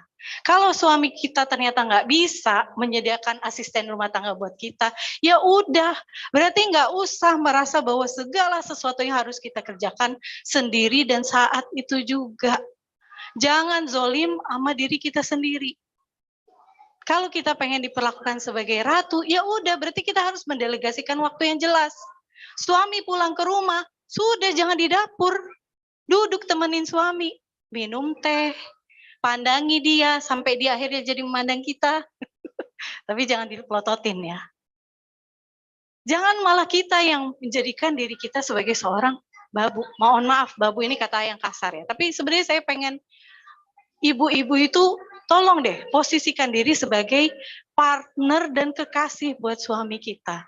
Dengan cara apa? Prioritaskan diri juga. Dari awal kita melek sampai kita merem lagi, kita selalu memikirkan orang lain. Ya kan ibu-ibu? Dari kita melek aja nih habis sholat subuh udah langsung mikir, aduh bikin sarapan apa ya? Belum belanja. Aduh, suamiku nanti berangkat kerja bajunya udah aku setrika atau belum? Sampai nanti dia mau tidur ya dia pikirin besok sarapan apa ya? Kulkas kosong. Itulah makanya penting ibu-ibu punya self-love, cinta dengan diri sendiri dan merawat diri sendiri.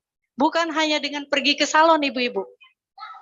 Tapi salah satunya adalah menghadiri kajian seperti ini yang tujuannya untuk mengisi nutrisi ruhiyah maupun psikologis kita. Karena nggak akan ada habisnya kewajiban dan tugas di luar sana. Ya, mungkin itu saja Pak. Alhamdulillah, jika tidak ada pertanyaan, dan sudah waktunya juga. Terima kasih banyak kepada Bu Susi atas materi yang disampaikan. Mudah-mudahan ini bisa menjadi tadi ya referensi buat kita semua. Kita kebaharuan dan juga ada bisa